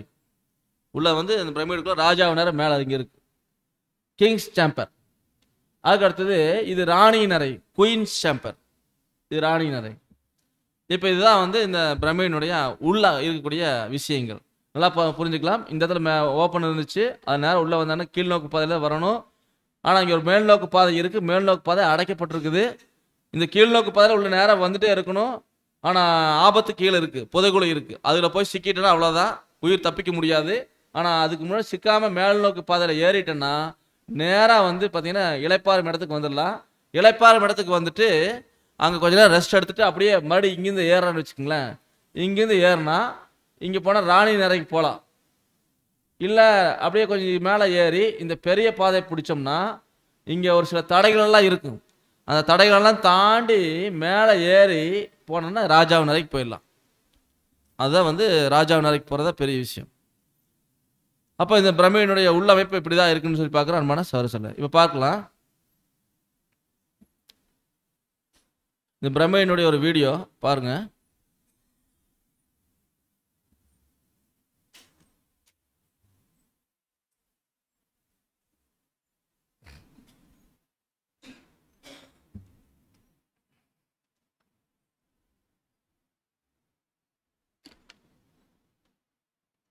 இது வந்து 2084 கிமு 2084 கட்டப்பட்டிருக்குங்கிறாங்க.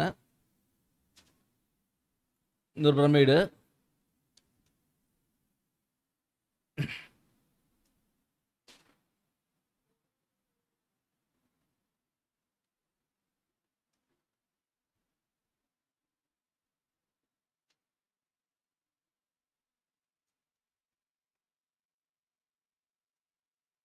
நிறைய பிரமிடு இருக்கு. அதுல வந்து இந்த கீசா பிரமிடு தான் வந்து தனித்தன்மை வாய்ந்தது.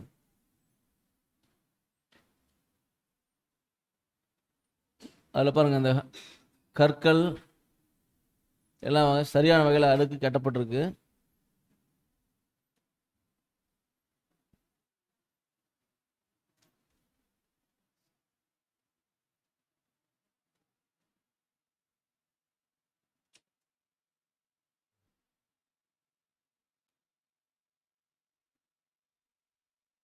பெரிய உயரமான கட்டடங்களுக்கு நிகராக இது வந்து கட்டப்பட்டிருக்குன்னு சொல்லி பார்க்குறோம். அந்த காலத்திலேயே 60 மாடி கட்டடத்துக்கு உயர அளவுக்கு கட்டப்பட்டிருக்கு.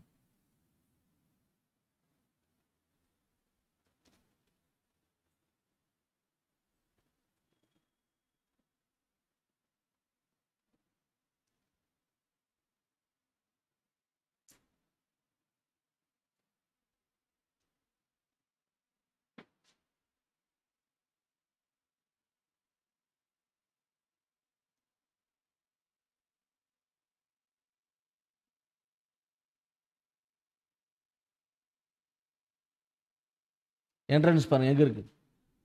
தரைமட்டத்திலிருந்து என்ட்ரன்ஸ் வழி இதான். இது பாருங்க, ஃபோக்கஸ் பண்ணிக்காங்க, இங்கே தான் என்ட்ரன்ஸ்.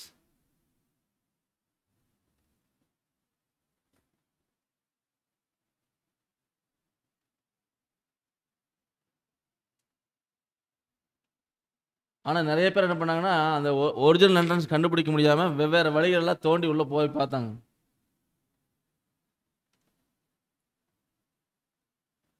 இன்னைக்கு இருக்கிற ஆளுகளை கொள்ளையடிக்கிறதுக்காகவும் மற்ற காரியங்களுக்காக ஆராய்ச்சிக்காகவும் வேற வழியில வந்து உருவாக்கி போலான்னு பார்த்துருக்காங்க.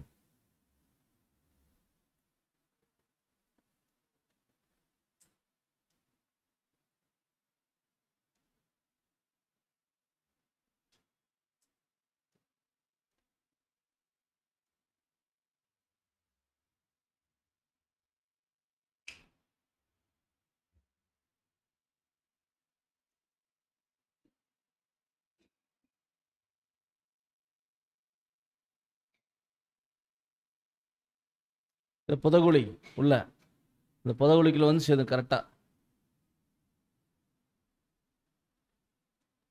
இது வந்து மேல்நோக்கு வழி. மேல்நோக்கு வழி தான் காமிக்கிறாங்க பாருங்க. இந்த இடத்துல அடைக்கப்பட்டிருக்கு.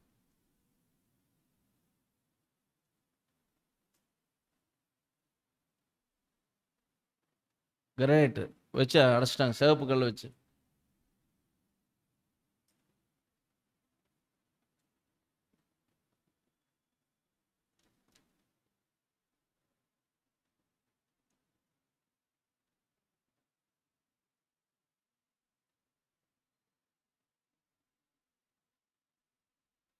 இது அந்த வழிதான், உள்ள போற வழி, புதகுழிக்கு போற வழி.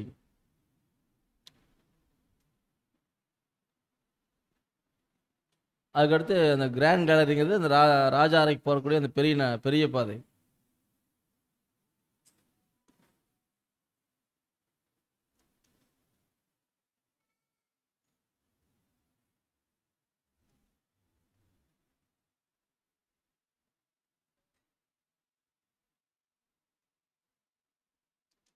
ராணியின் அறை இது.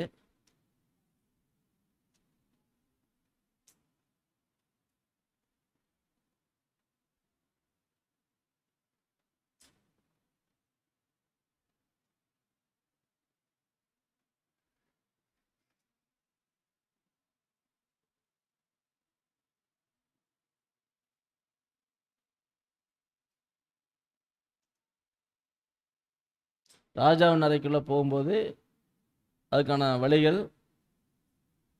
அங்க இருக்கக்கூடிய தடைகள் அதெல்லாம் தாண்டி உள்ள போனா ராஜாவின் அறை. அங்க ஒன்றும் இருக்காது, சும்மா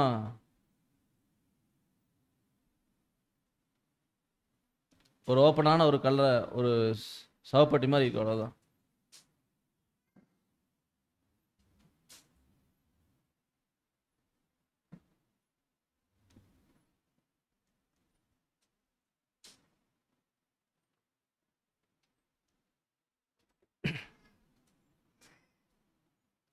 இந்த இடம் தான் வந்து பார்த்தீங்கன்னா இந்த கிரேட்டோங்கிறத வந்து இளைப்பாறக்கூடிய இடம்.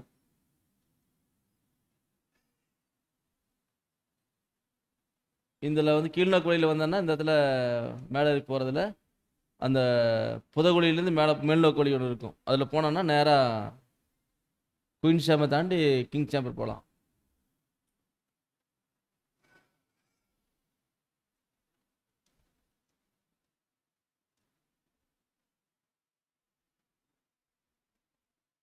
மத்திய டேவிட்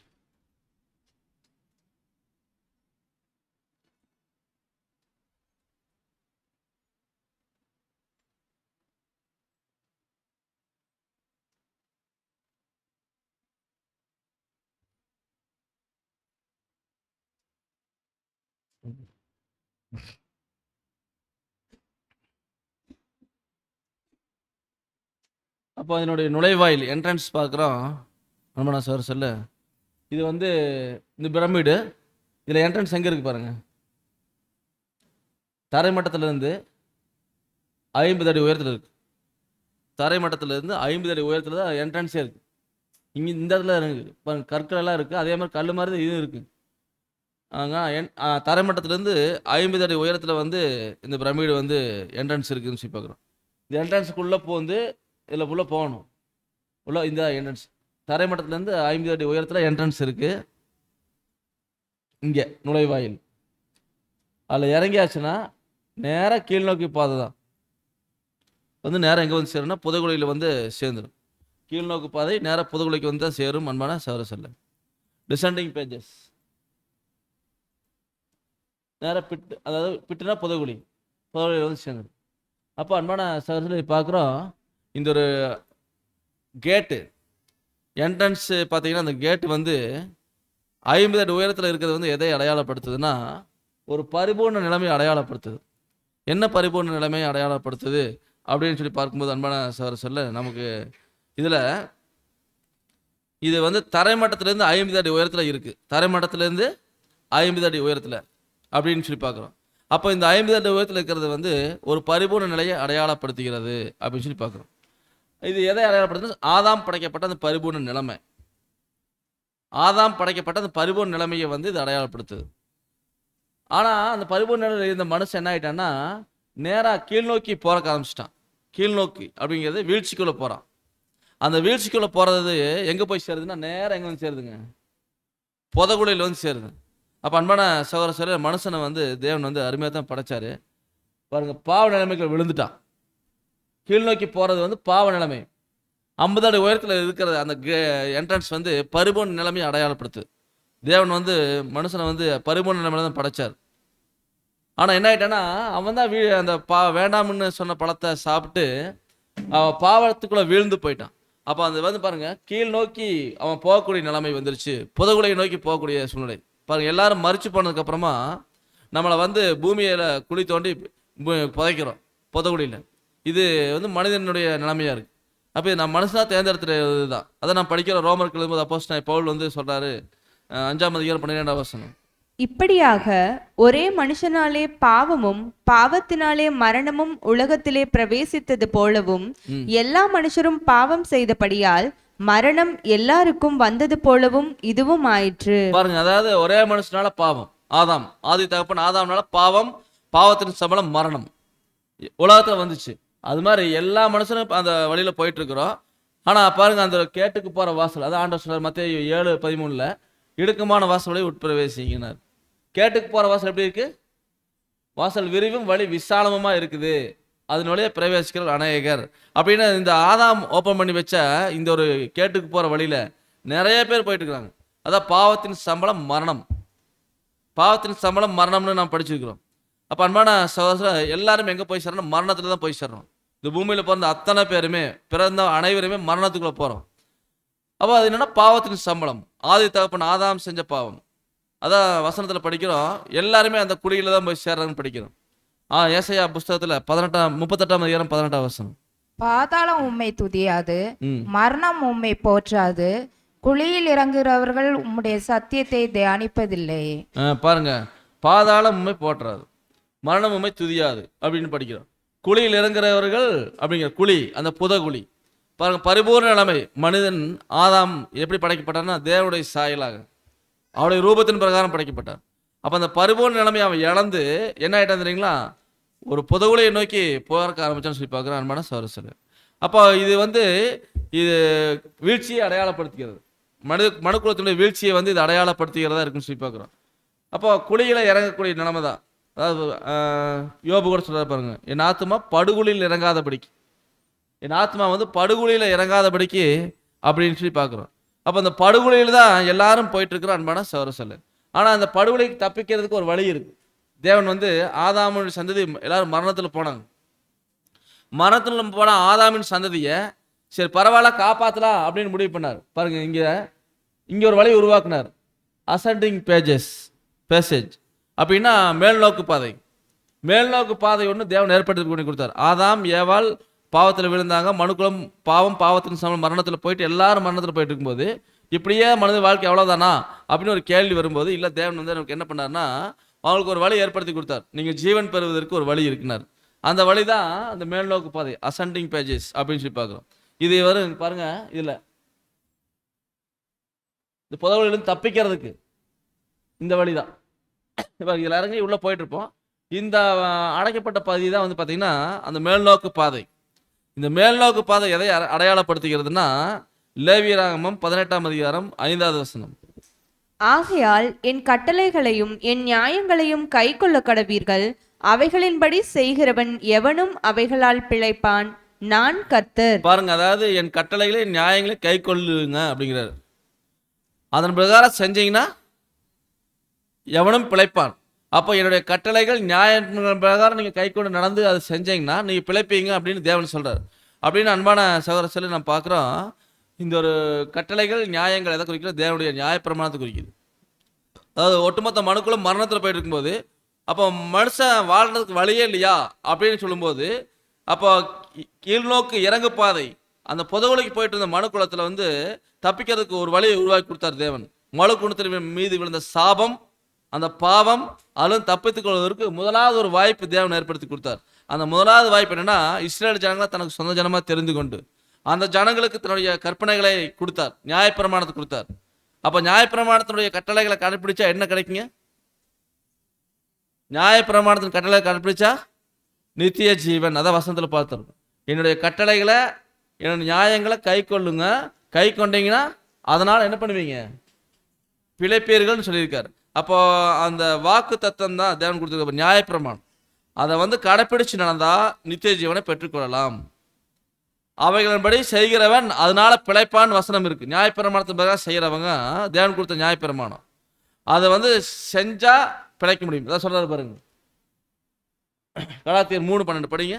நியாயப்பிரமாணமோ விசுவாசத்திற்குரியதல்ல, அவைகளை செய்கிற மனுஷனோ அவைகளால் பிழைப்பான். பாருங்க, அவைகளை செய்கிற மனுஷனோ பிழைப்பான் அப்படின்னு எழுதப்பட்டிருக்கு. பிழைச்சாங்களா அப்படின்னா இஸ்ரவேல் ஜனங்க நியாயப்பிரமாணத்தை கொடுத்தாரு. பாருங்க, வசனம் வாசிக்கலாம். கலாத்தியர் 3:11. நியாயப்பிரமாணத்தினாலே ஒருவனும் தேவனிடத்தில் நீதிமான் ஆகிறதில்லை என்பது வெளியரங்கமாயிருக்கிறது, ஏனெனில் விசுவாசத்தினாலே நீதிமான் பிழைப்பான் என்று எழுதியிருக்கிறது. பாருங்க, நியாயப்பிரமாணத்துல ஒருவனும் தேவனிடத்தில் நீதிமான் ஆகிறதில்லை. ஏன்னா நியாயப்பிரமாணத்தை ஒருத்தனால கடைப்பிடிக்க முடியல. 3600 கட்டளைகளை தேவன் கொடுத்தார். நியாயப்பிரமாணத்தை இஸ்ரேல் ஜனங்க கடைப்பிடிச்ச சொன்னார் தேவன், அவனால கடைப்பிடிக்கவே முடியல. ஆனால் நியாயப்பிரமாணத்தை கடைப்பிடிச்சிருந்தாங்கன்னா அவங்க நித்திய ஜீவன் பெற்றிருக்கலாம். யார் ஒருவர் நியாயப்பிரமாணத்தை முற்றிலும் முடிய கீழ்ப்படிஞ்சு நடந்து காமிக்கிறாரோ அவர் அதனால பிழைப்பார். ஆனால் யாருமே அதை கடைப்பிடிச்சு நடந்து பிழைக்கவே இல்லை. எல்லாரும் மரணத்துக்குள்ள தான் போனாங்க. ஒருத்தர் தான் என்ன பண்ணாருன்னா அதை கடைப்பிடிச்சு நடந்து என்ன பண்ணார்? நித்திய ஜீவனை பெற்றுக்கொண்டார். அவர் யாரு? ஆண்டவராக இயேசு கிறிஸ்து, நியாயப்பிரமாணத்தை நிறைவேற்றினவர். அப்போ அன்பான சகோதரர்களே, இப்போ அந்த ஒரு நியாயப்பிரமாணம் தான் தேவன் கொடுத்தது. இன்னொரு வழி, சாவுலேருந்து தப்பிக்கிறதுக்கு, மரணத்திலிருந்து தப்பிக்கிறதுக்கு ஒரு வழியை தேவன் கொடுத்தார். என்னன்னா நியாயப்பிரமாணம். ஆனால் பாருங்க, தேவன் நியாயப்பிரமாணத்தில் ஒருவன் தேவனிடத்தில் நீதிமான் ஆகிறதில்லை. நீதிமான் ஆக முடியல. அதனால அந்த சிகப்பு கல்லால் அடைக்கப்பட்டிருக்கு. பாருங்க, இப்படி கீழ் நோக்கி இறங்கும்போது ஒரு மேல் நோக்கு பாதை இருக்கு. அந்த மேல் நோக்கு பாதை வந்து சிகப்பு கல் வச்சு அடைச்சிட்டாங்க. ஏன் அடைச்சிட்டாங்கன்னா, அது நியாயப்பிரமாணத்தை யாராலும் நிறைவேற்ற முடியல, அதில் யாரும் போக முடியல. காரணம் என்ன? சிகப்பு கல் வச்சு அடைக்கப்பட்டிருக்கு. நியாயப்பிரமாணம் பலி, அந்த பலி என்பது சிகப்பு கல், அது அடையாளப்படுத்துது. அப்போ அன்பான சகோதரர்களே, அது வந்து அடைக்கப்பட்டுருச்சுன்னு சொல்லி பார்க்குறோம். இப்படிதான் வந்து அந்த சிவப்பு கிரானைட் அமைப்பு, அந்த அடைப்பு வந்து பார்த்தீங்கன்னா மேல் நோக்கி ஏறுகிற பாதை, அதை வந்து அடைச்சிருச்சுன்னு சொல்லி பார்க்குறோம். இது என்ன எதை அடையாளப்படுத்துதுன்னா, யாரும் அந்த வழியில் போக முடியும்னு அர்த்தம். ஒருவரும் அந்த வழியில் போய் நித்திய ஜீவனை பெற முடியல அப்படின்னு சொல்லி பார்க்குறோம். ஜீவனுக்கு எதுவான வழியாக இருந்தாலும் அந்த வழியில் வந்து யாரும் அவ்வளோ தூரம் பயணிக்க முடியல, அதில் போக முடியலன்னு சொல்லி பார்க்குறோம். அதான் ரோமர்கள் அப்போஸ்தலனாகிய பவுல் வந்து சொல்கிறார். என்ன சொல்கிறாருன்னு சொல்லி பார்க்கும்போது, அதாவது இப்படி இருக்க 7:10 சொல்கிறார், ஜீவனுக்கு எதுவான கற்பனையே எனக்கு மரணத்துக்கு எதுவானதாக இருக்கு கண்ணேன் அப்படிங்கிறார். ஜீவனுக்கு எதுவான கற்பனை வந்து மரணத்துக்கு எதுவானதாக இருக்குங்கிறார்.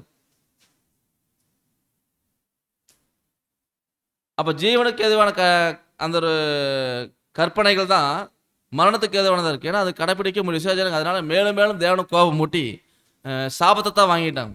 அதனால அந்த சிவப்பு நிற கிரானைட் அடைப்பு வந்து அன்பான சொல்ல, அதாவது இது வந்து அந்த நீதியில் முன்னேறி சென்று தேவனுடைய ஆசீர்வாதத்தை பெற முடியாமல் அடைபட்டிருக்கு. பரிபூர்ணர் ஆக முடியல, அபூர்ணர்களாக தான் இருக்கிறத அடையாளப்படுத்தியது அன்பான சொல்ல. அப்போ இந்த மாதிரி அந்த கிரானைட் கல் அடைக்கப்பட்ட சொல்கிறோம். அடுத்தது இந்த வழி, இது மேல் நோக்கு பாதை. அதுக்கு அடுத்தது அப்படியே கீழ் நோக்கி, அதுதான் வர முடியும், வேறு வழியே கிடையாது. இது ஒருத்தர் இறங்கிட்டாருன்னா லாஸ்ட் இதில் வந்துட்டே தான் இருக்கணும். வந்துட்டே இருக்கும்போது உள்ள வந்து அந்த புதகுலைக்கு போகிறதுக்கு முன்னாடி இவங்க வந்து தப்பிக்கணும் அப்படின்னு சொல்லி தப்பிச்சிடணும். இல்லாட்டோன்னா புதகுலையில் மாட்டிடுவாங்க அன்பான சொல்ல. அப்போ அதுதான் பார்க்குறோம், இந்த வெல்செப் அப்படின்னு பார்க்குறோம். இது வந்து கிணற்று கணை அப்படின்னு சொல்கிறாங்க. அது மேல்நோக்கு பாதை இருக்கு, அதுக்கு முன்னாடி வந்து புதகுலை இருக்கு அன்பான சொல்ல. இங்கே வந்து பார்த்தீங்கன்னா இந்த கிராட்டோங்கிறத வந்து அந்த இலைப்பாறக்கூடிய இடம்னு சொல்லி பார்க்குறோம். இடைப்பாறக்கூடிய இடம் தான் இந்த கிராட்டோன்னு சொல்லி பார்க்குறோம். அந்த இடத்தை யாரை அடையாளப்படுத்துகிறதுனா அப்போஸ்தலர் 4:12. அவராலே அன்றி வேறொருவராலும் ரட்சிப்பு இல்லை.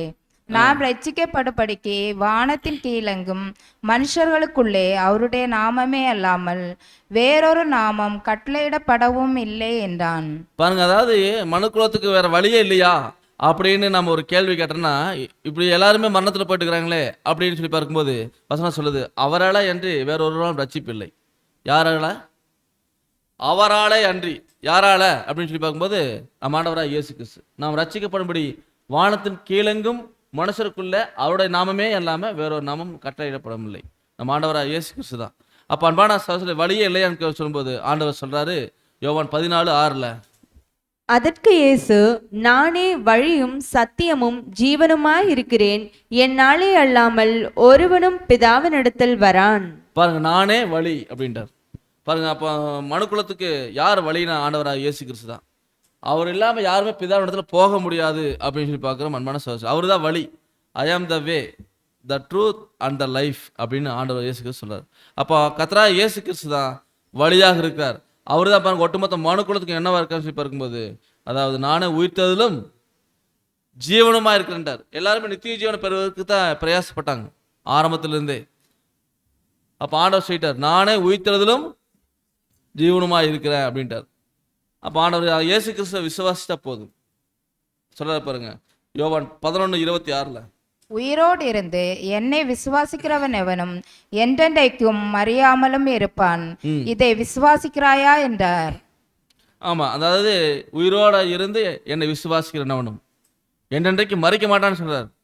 அப்போ அன்பான சகோதரர்களை நாம் பார்க்குறோம், ஆண்டவராக இயேசு கிறிஸ்து அந்த கிணற்று கணை, அதாவது அந்த வெல்செட் அப்படின்னு பார்த்தோம், அது வந்து கிணற்று கணைன்னு பார்க்குறோம். இந்த கிணற்று கணை வந்து பார்த்தீங்கன்னா அந்த கீழ்நோக்கு வழியிலிருந்து அந்த கிடுகு பாதையில் இருந்து மேல் நோக்கி போகிறதுக்கு ஒரு வழி இந்த கிணற்று கணைன்னு சொல்லி பார்க்குறோம். அப்போ மனுக்குலம் வந்து இந்த பாவத்தின் மரணத்தின் வீழ்ச்சியிலிருந்து தப்பிக்கிறதுக்கு உண்டான வழி தான் இது குறிக்குதுன்னு சொல்லி பார்க்குறோம். அது யாரும் நம்ம ஆண்டவராக இயேசு கிறிஸ்து. அப்போ அடுத்து அதில் அப்படியே உள்ளே வந்தோன்னா, ஆண்டவர் இயேசு கிறிஸ்து பின்பற்றி எப்படி உள்ளே வரோம்னா, அப்போ அதில் வந்து வரக்கூடிய வழியே ஸ்வீட்டர் ஆண்டவர். அதாவது நல்லா புரிஞ்சுக்குங்க, அதில் என்ட்ரன்ஸ்லேருந்து உள்ளே வரும்பொழுது நேராக அது கீழ்நோக்கு பாதை பயங்கரமாக டீப்பாக போகும். அதில் ஒருத்தர் இறங்கிட்டான்னா பயங்கர டீப்பாக வருவார். ஆனால் ரொம்ப ஜாக்கிரதையாக வந்து அந்த அதாவது மேல்நோக்கு வழி அந்த கிணற்றுக்கணை பிடிச்சிட்டாருன்னா ஏறிடலாம். அதை விட்டுட்டாருன்னா போய் புதவுகளில் விழுந்துருவார். அந்த கிணற்றுக்கணை பிடிச்சி வர்றது கொஞ்சம் கஷ்டமான விஷயம். ஏன்னா ஆண்டவர் இயேசு கிறிஸ்து சொன்னார், ஒருவன் என்னை பின்பற்றி வர விரும்பினார் அவன் தன்னைத்தான் தன் சிலுவை எடுத்து வரணும். ஆண்டவர் காட்டின வழி எப்பேற்பட்ட வழிங்க? இடுக்கமான வாசல் வழியாக உட்பிரவேசிங்க. அப்போ அந்த வழி கொஞ்சம் கஷ்டமாக தான் இருக்கு.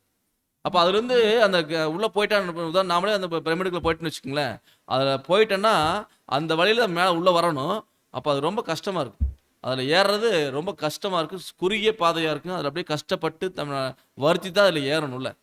உள்ளே அப்படி ஏறி விழும்போது எங்கேயுமே இடையில ஓய்வு எடுக்கிறதுக்கு இடமே இருக்காது. ஒரே ஒரு இடம் தான் இருக்காங்க மேலே. அந்த இடம் தான் பார்த்தீங்கன்னா இளைப்பாறக்கூடிய இடம். அதாவது கிராட்டோ அப்படிங்கிறது. இந்த கிணற்று கணையிலேருந்து வரும்பொழுது இது இளைப்பாறக்கூடிய ஒரே இடம். வேற அங்கே நிற்கணும். வேற எங்கேயுமே நிற்கிறதுக்கு இடையில நிற்கிறதுக்கு இடமே கிடையாது.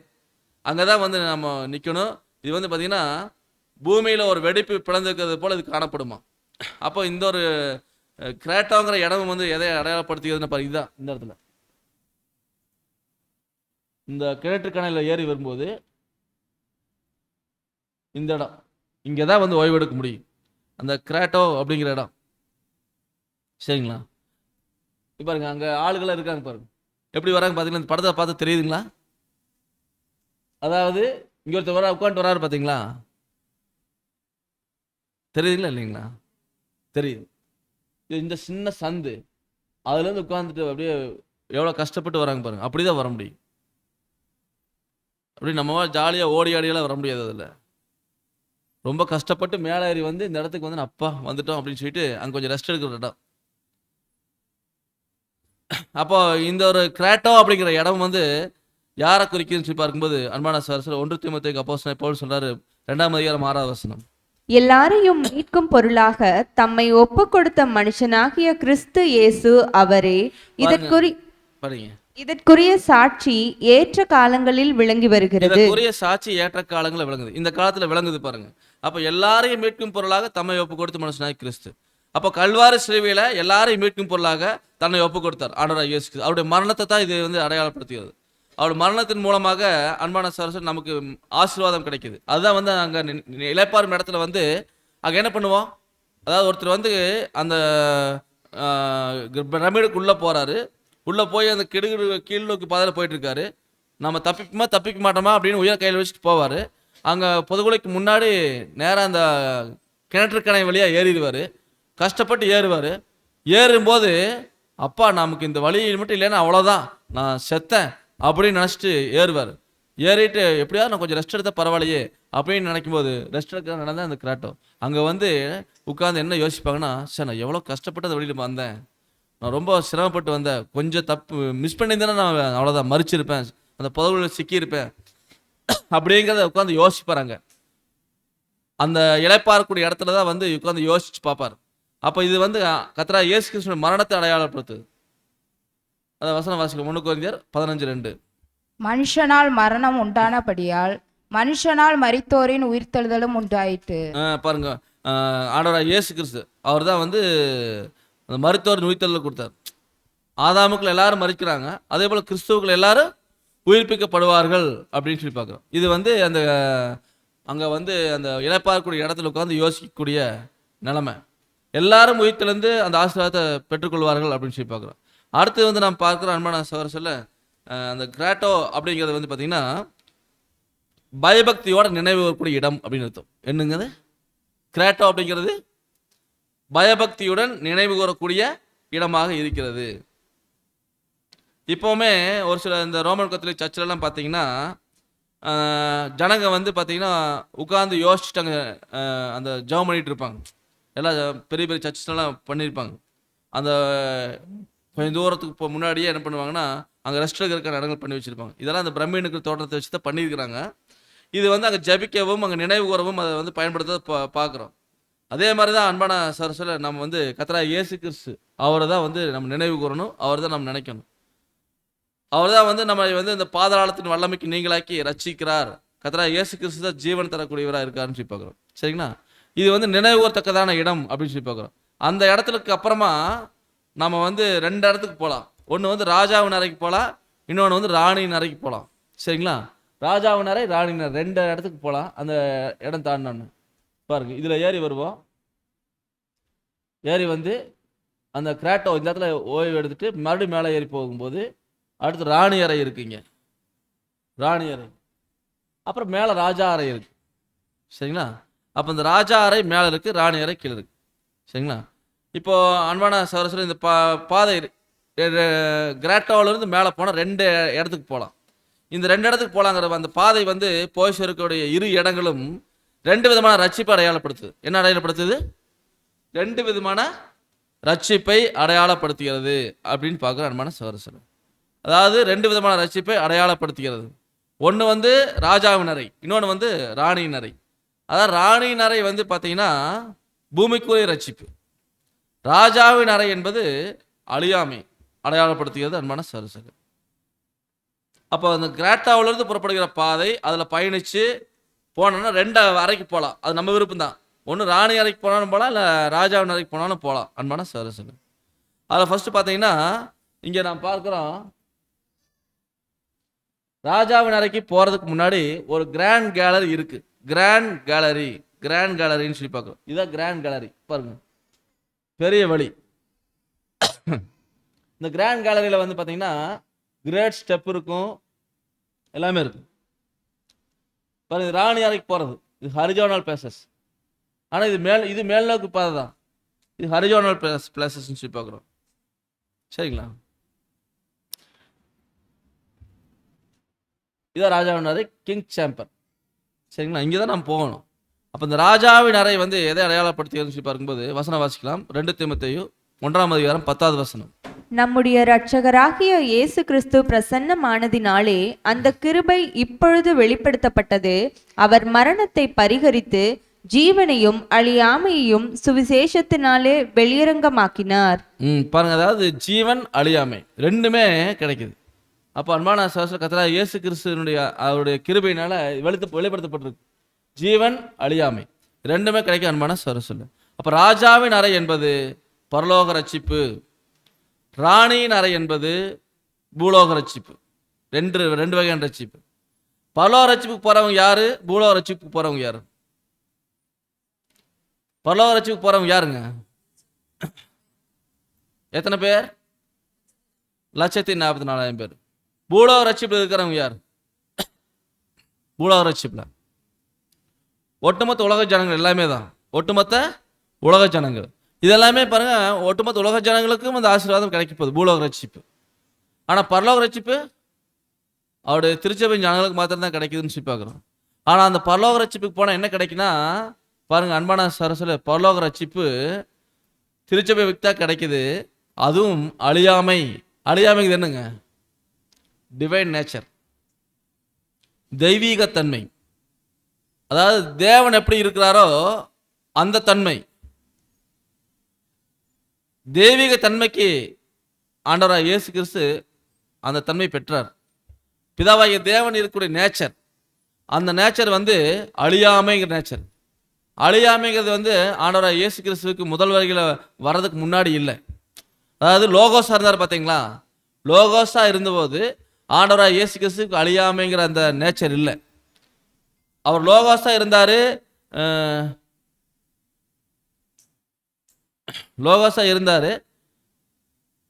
அப்போ வந்து பார்த்தீங்கன்னா அந்த அழியாமைங்கிற தன்மை அவருக்கு இல்லை. முதல்வர்கள் மனுசுகுமாரனா பிறந்தார், அவர் மரிச்சார். ஆனால் மரித்து உயிர் திழப்பப்பட்டார் பார்த்தீங்கன்னா, அப்போ தான் அந்த டிவைன் நேச்சருக்கு வந்தார், அழியாமை அப்படிங்கிற அந்த தன்மைக்கு. அது வந்து பிதாவாகிய தேவனுடைய தன்மை, அந்த தன்மைக்கு ஆண்டவராக இயேசு கிறிஸ்து வந்தார். இப்போ அந்த தன்மைக்கு தான், அந்த டிவைன் நேச்சருக்கு தான் சபை வரப்போகிறாங்க. நாமோ திருச்சபை வகுப்பு வரப்போகிறோம். நம்ம வந்து அழியாமைங்கிறது எப்போவுமே அழிவே கிடையாது, எப்போவுமே அவங்களுக்கு அழிவு கிடையாது. அதாவது மற்ற பரலோகத்தில் இருக்கக்கூடிய தூதர்கள் இருக்கிறாங்க பார்த்தீங்களா, அவங்களுக்கெல்லாம் வந்து பார்த்தீங்கன்னா அந்த அழியாமைங்கிற தன்மை இல்லை. அவங்க எப்போ வேணாலும் அவங்களுக்கு மரணம் உண்டு. மரணம்னா அவங்க பாருங்க, சரியாக இருக்க வரைக்கும் ஒன்றும் பிரச்சனை இல்லை. பரலோகத்தில் தேவதூரில் இருந்தாங்க, சரியாக்க வரைக்கும் பிரச்சனை இல்லை. பூமிக்கு வரும்போது அந்த சாத்தான் பேச்சை கேட்டு அங்கே மனுஷரூபம் எடுத்து தேவகுமாரத்தினோட கூடுனாங்க. அதனால தேவன் அவங்களுக்கு ஒரு அழிவு வச்சிருக்காரு. அப்போ பாருங்க, தப்பு பண்ணும்போது அந்த தேவதூர்களுக்கு அழிவு இருக்கு. ஆனால் அந்த அழியாமைங்கிற நேச்சருக்கு ஆண்டவர் இயேசு கிறிஸ்துவுக்கு அடுத்தது திருச்சபை தான். 144,000 பேருக்கு அந்த வாய்ப்பு அப்படின்னு சொல்லி பார்க்குறோம். ஆனால் பூலோக ரட்சிப்பு உலக ஜனங்களுக்கு சொல்லி பார்க்குறோம். ஜீவன் கிடைக்கும், எல்லாருக்கும் நித்திய ஜீவன் கிடைக்கும். அதாவது எல்லாருக்கும் நித்திய ஜீவன் கொடுப்பார் நம்மளான சொல்ல. ஆனால் நமக்கு வந்து பார்த்தீங்கன்னா என்ன கிடைக்குன்னா நித்திய ஜீவன் ப்ளஸ் வந்து அழியாமை. அது வந்து நமக்கு அதனால தான் நம்ம இப்போ என்ன பண்ணோம்னா சோர்ந்து போகாமல் நற்கிரியை செய்யணும். அதை வசனம் வாசிக்கலாம். ரோமர் 2:7. சோர்ந்து போகாமல் நற்கிரியைகளை செய்து மகிமையும் கனத்தையும் அழியாமையும் தேடுகிறவர்களுக்கு நித்திய ஜீவனை அளிப்பார். பாருங்க, அதாவது மகிமை, கனம், அழியாமை இதெல்லாம் யாருக்கு கொடுக்குறாருன்னா அவர் திருச்சபைக்கு தான் கொடுக்குறாரு. அழியாமை, மகிமை இருக்கு. ஆனால் இயேசு கிறிஸ்து கொடுத்த அதே மகிமை, அதே கனம், அதே அழியாமை, அந்த டிவைன் நேச்சரை தரப்போறாரு. இது யாருக்குன்னா திருச்சபை ஜனங்களுக்கு மாத்திரம்தான்.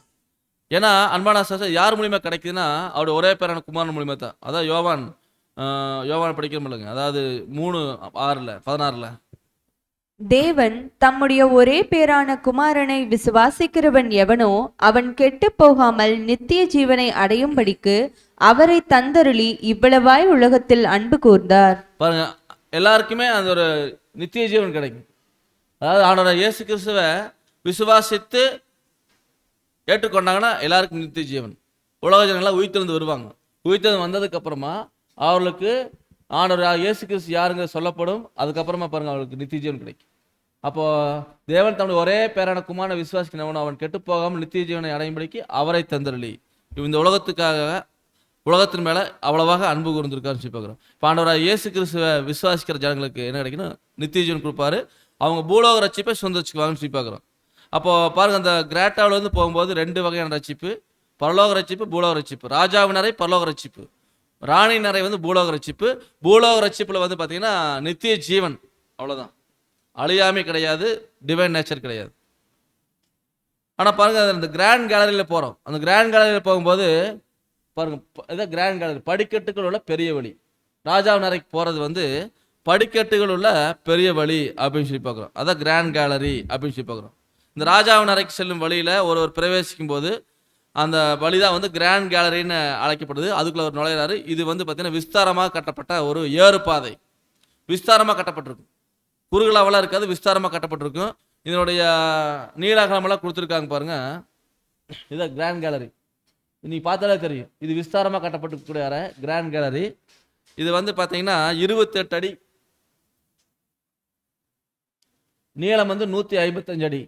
இதனுடைய நீளம், உயரம் வந்து 28 அடி.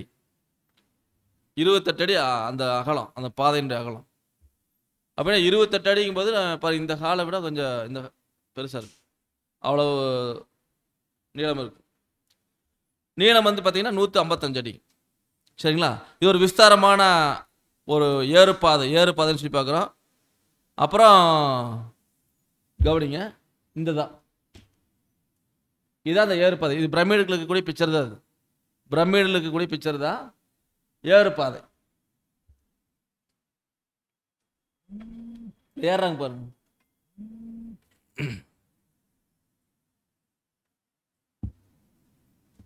அப்படியே கைப்பிடியோடலாம் இருக்கும், அதை பிடிச்சி அப்படியே ஏறுவாங்க.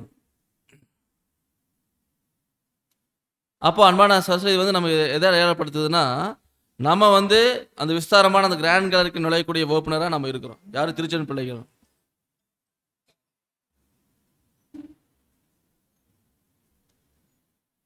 கிராண்ட் கேலரிக்கு நுழையக்கூடிய ஓப்பனர்கள் என்ன ஆகக்கூடாதுன்னா, வசனம் வாசிக்கலாம். கலாத்தியர் 5:1. ஆனபடியினாலே நீங்கள் மறுபடியும் அடிமைத்தனத்தின் நுகத்துக்குட்படாமல் கிறிஸ்து நமக்கு உண்டாக்கின சுவாதீன நிலைமையிலே நிலை கொண்டிருங்கள். நம்ம வந்து மீண்டும் அந்த, ஏன்னா அது கிராண்ட் கேலரி அப்படின்னா இந்த பாதையில் நடக்கிறவங்க வந்து யாரும் வந்து பார்த்தீங்கன்னா குனிஞ்செல்லாம் நடக்க தேவையில்லை, நல்லா நிமிர்ந்தியாக நடக்கலாம். அதான் சொல்கிறார், நீங்கள் மறுபடியும் அடிமைத்தனத்தின் நுகத்துக்கு உட்படாமல் நமக்கு உண்டான சுயாதீன நிலைமையில நிலை கொண்டிருங்கள் அப்படின்னு வசனத்தில் படிக்கிறோம். அப்போது இது வந்து பார்த்தீங்கன்னா கிராண்ட் கேலரிக்கில் போகிறவங்க வந்து பார்த்திங்கன்னா அவங்க வந்து எந்த ஒரு அடிமைத்தனத்துக்குள்ள உள்ள மீண்டும் போக மாட்டாங்க, நேராக அவங்க போயிட்டே இருப்பாங்கன்னு சொல்லி பார்க்குறோம். அடுத்தது பார்க்குறோம், அந்த கைப்பிடிகள் அதை அடையாளப்படுத்தின்னு சொல்லி பார்க்கும்போது, இந்த கைப்பிடிகள் இது நமக்கு கொடுக்கப்பட்ட வாக்கு தத்தங்களை அடையாளப்படுத்துது. இந்த கைப்பிடிகள் பாருங்கள், இந்த கைப்பிடிகள் வந்து நமக்கு கொடுக்கப்பட்ட வாக்கு தத்தங்களை வந்து இது அடையாளப்படுத்துகிறதா இருக்குன்னு சொல்லி பார்க்குறோம். இப்போ நமக்கு என்ன கொடுக்குறாருன்னா தேவன், என்னென்ன வாக்குத்தத்தம் கொடுத்துருக்காரு. யோசுவாவில் படிக்கிறோம் 1:9. நான் உனக்கு கட்டளையிடவில்லையா? ம். பலங்கொண்டு திடமனதாயிரு, திகையாதே, கலங்காதே. நீ போகும் இடமெல்லாம் உன் தேவனாகிய கர்த்தர் உன்னோடே இருக்கிறார் என்றார். பாருங்க, இதெல்லாம் நமக்கு கொடுக்கப்பட்ட வாக்குத்தத்த வசனங்கள். பயப்படாதீங்க, தைரியமா இருங்க, நீங்க கலங்காதீங்க, எல்லாமே சொல்றாரு. நீ போகும் இடமெல்லாம் உன் தேவனாகிய கர்த்தர் கூட இருக்குங்கிறாரு. இப்படியெல்லாம் நிறைய வாக்குத்தத்தங்கள் நமக்கு கொடுத்துருக்காரு. அதான் சொல்றாரு பாருங்க, சங்கீதம் 37:24. அவன் விழுந்தாலும் தள்ளுண்டு போவதில்லை, கர்த்தர் தமது கையினால் அவனை தாங்குகிறார். பாருங்க, இதெல்லாம் நமக்கு கொடுக்கப்பட்ட வாக்குத்தத்தங்கள். நம்ம விழுந்தாலும் தள்ளுண்டு போக மாட்டோம், கர்த்தர் தாங்குவார். இதெல்லாம் நமக்கு இந்த ஆவிக்குரிய வாழ்க்கையில போகும்போது நமக்கு கொடுக்கக்கூடிய வாக்குத்தத்த வசனங்களா இருக்கு. இன்னொரு வசனம் கூட வாசிக்கலாம். சங்கீதம் 46:1. தேவன் நமக்கு அடைக்கலமும் பலனும் ஆபத்து காலத்தில் அனுகூலமான துணையுமானவர். இப்போ எல்லாமே பாருங்க, நமக்கு கொடுக்கப்பட்ட வாக்குத்தத்தங்கள் தான். இதனால நம்ம இத்தனை வாக்குத்தத்தம் பெற்றுக்கணும். நாம பாருங்க, இன்னும் நிறைய வசனம் இருக்கு. அதாவது பூமி நிலைமாறினாலும் மலைகள் நடுசமுத்திரம் சாஞ்சு போனாலும் நீ பயப்பட வேண்டாங்கிறாரு. அப்புறம் சொல்றாரு, கர்த்தர் மேல் பாரத்தை வச்சிருங்க, நீங்க தூக்கி சுமக்க முடியாது, கர்த்தர் மேல வச்சிருங்கிறாரு. அவருடைய ஆதரிப்பார். இப்போ இதெல்லாமே அந்த கிராண்ட் கேலரியில் போகக்கூடிய வகுப்பினருக்கு கொடுக்கப்பட்ட வாக்குத்தத்த வசனங்கள். அந்த கிராண்ட் கேலரியில் அந்த கைப்பிடிக்கு பார்த்தீங்களா, இப்போ ஏறும்போது ஒரு கைப்பிடி இருந்துச்சுன்னா நம்ம ஏறுறதுக்கு கொஞ்சம் சௌரியமாக இருக்கு. அந்த கைப்பிடி தான் பார்த்தீங்கன்னா நம்ம கொடுக்கக்கூடிய வாக்குத்தத்தங்களை அடையாளப்படுத்துகிறதுன்னு சொல்லி பார்க்குறோம். இப்படியாக நிறைய வாக்குத்தத்தங்களை கொடுத்துருக்காரு. பாருங்க, நான் உன்னை விட்டு விலகிறது இல்லை, உன்னை கைவிடுறது இல்லை அப்படின்லாம் சொல்லியிருக்காரு. இதெல்லாம் நமக்கு கொடுக்கப்பட்ட வாக்குத்தத்தங்கள். அப்போ இந்த ஒரு வழியில் போகக்கூடிய நாம் பாருங்க, விசுவாசிக்கிற வகுப்பினர்கள், ஆபிரகாமின் சந்ததி. நம்ம பாருங்க வசனவாசிகள் 2 கொரிந்தியர் 5:6. நாம் தரிசித்து நடவாமல் விசுவாசித்து நடக்கிறோம். தரிசித்து நடவாமல் விசுவாசித்து நடக்கிறோம். அப்போ நம்ம விசுவாசத்தின் அடிப்படையில் நம்ம இந்த வழியில் நம்ம போயிட்டு இருக்கிறோம். பரலோகம் எங்க இருக்கு? நமக்கு விசுவாசத்துல தான் பார்க்குறோம். பிதாவாகிய தேவன் விசுவாசத்துல தான் பார்க்குறோம். ஆண்டவராக இயேசு கிறிஸ்து விசுவாசத்துல தான் பார்க்குறோம்.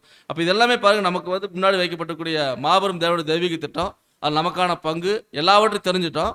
ஆனால் தேவன் கொடுத்த வாக்குத்தத்தங்களை பிடிச்சி முன்னேறி போகிறோம் அப்படிங்கிறத அடையாளப்படுத்துது அன்பான சகோதரர்களே. அப்படியே போனோன்னா அடுத்தது ஒரு முன்னறை இருக்கு. ஆன்டி சாம்பர் அப்படிங்கிற ஒரு முன்னறை இருக்கு. அந்த முன்னறை என்பது பாருங்க, இதுதான் ஆன்டி சாம்பருங்கிறது. அந்த கிராண்ட் கேலரியில் நடந்து போனால் அடுத்த ஒரு முன்னறை இருக்கு. அந்த முன்னறைக்குள்ள போகும்போது பாருங்க, அங்கேயும் பார்த்தீங்கன்னா மிகப்பெரிய படிக்கட்டு மற்றும் முன்னறை இருக்கு. அந்த முன்னறையில் நுழைவாயில் பார்க்கும்போது மிகப்பெரிய படிக்கட்டு அழைக்கப்படும் ஒரு நடைபாதையாக இருக்குது. அங்கிருந்து பின்னோக்கி பார்த்தோம்னா அந்த கிராண்ட் கேலரியுடைய அமைப்பு தெரியும். நம்ம எவ்வளோ தூரம் ஏறி வந்திருக்கிறோம் அப்படிங்கிறத நம்ம பார்க்க முடியும் அன்பான சகோதரர்களே. அப்போ அங்கே பார்த்தீங்கன்னா நாம் வந்துட்டோம் இந்த இடத்துல. அங்கேயும் ஒரு சில தடைகள் இருக்குது. அதை கடந்து தான் நம்ம போயாகணும். ஆன்டி சாம்பர், இதுதான் ஆன்டி சாம்பர் சொல்கிறோம். கிரேட் ஸ்டெப்பை கடந்து ஆன்டி சாம்பர் அங்கே உள்ள.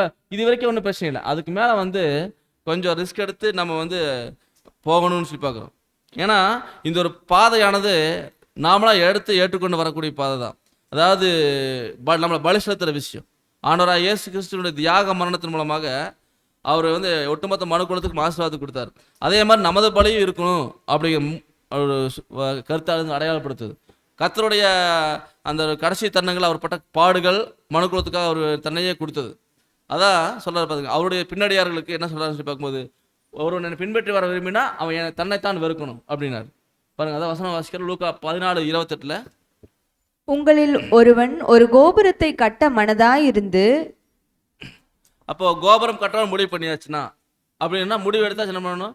செல்லும் செலவு கணக்கு பார்க்கணும்.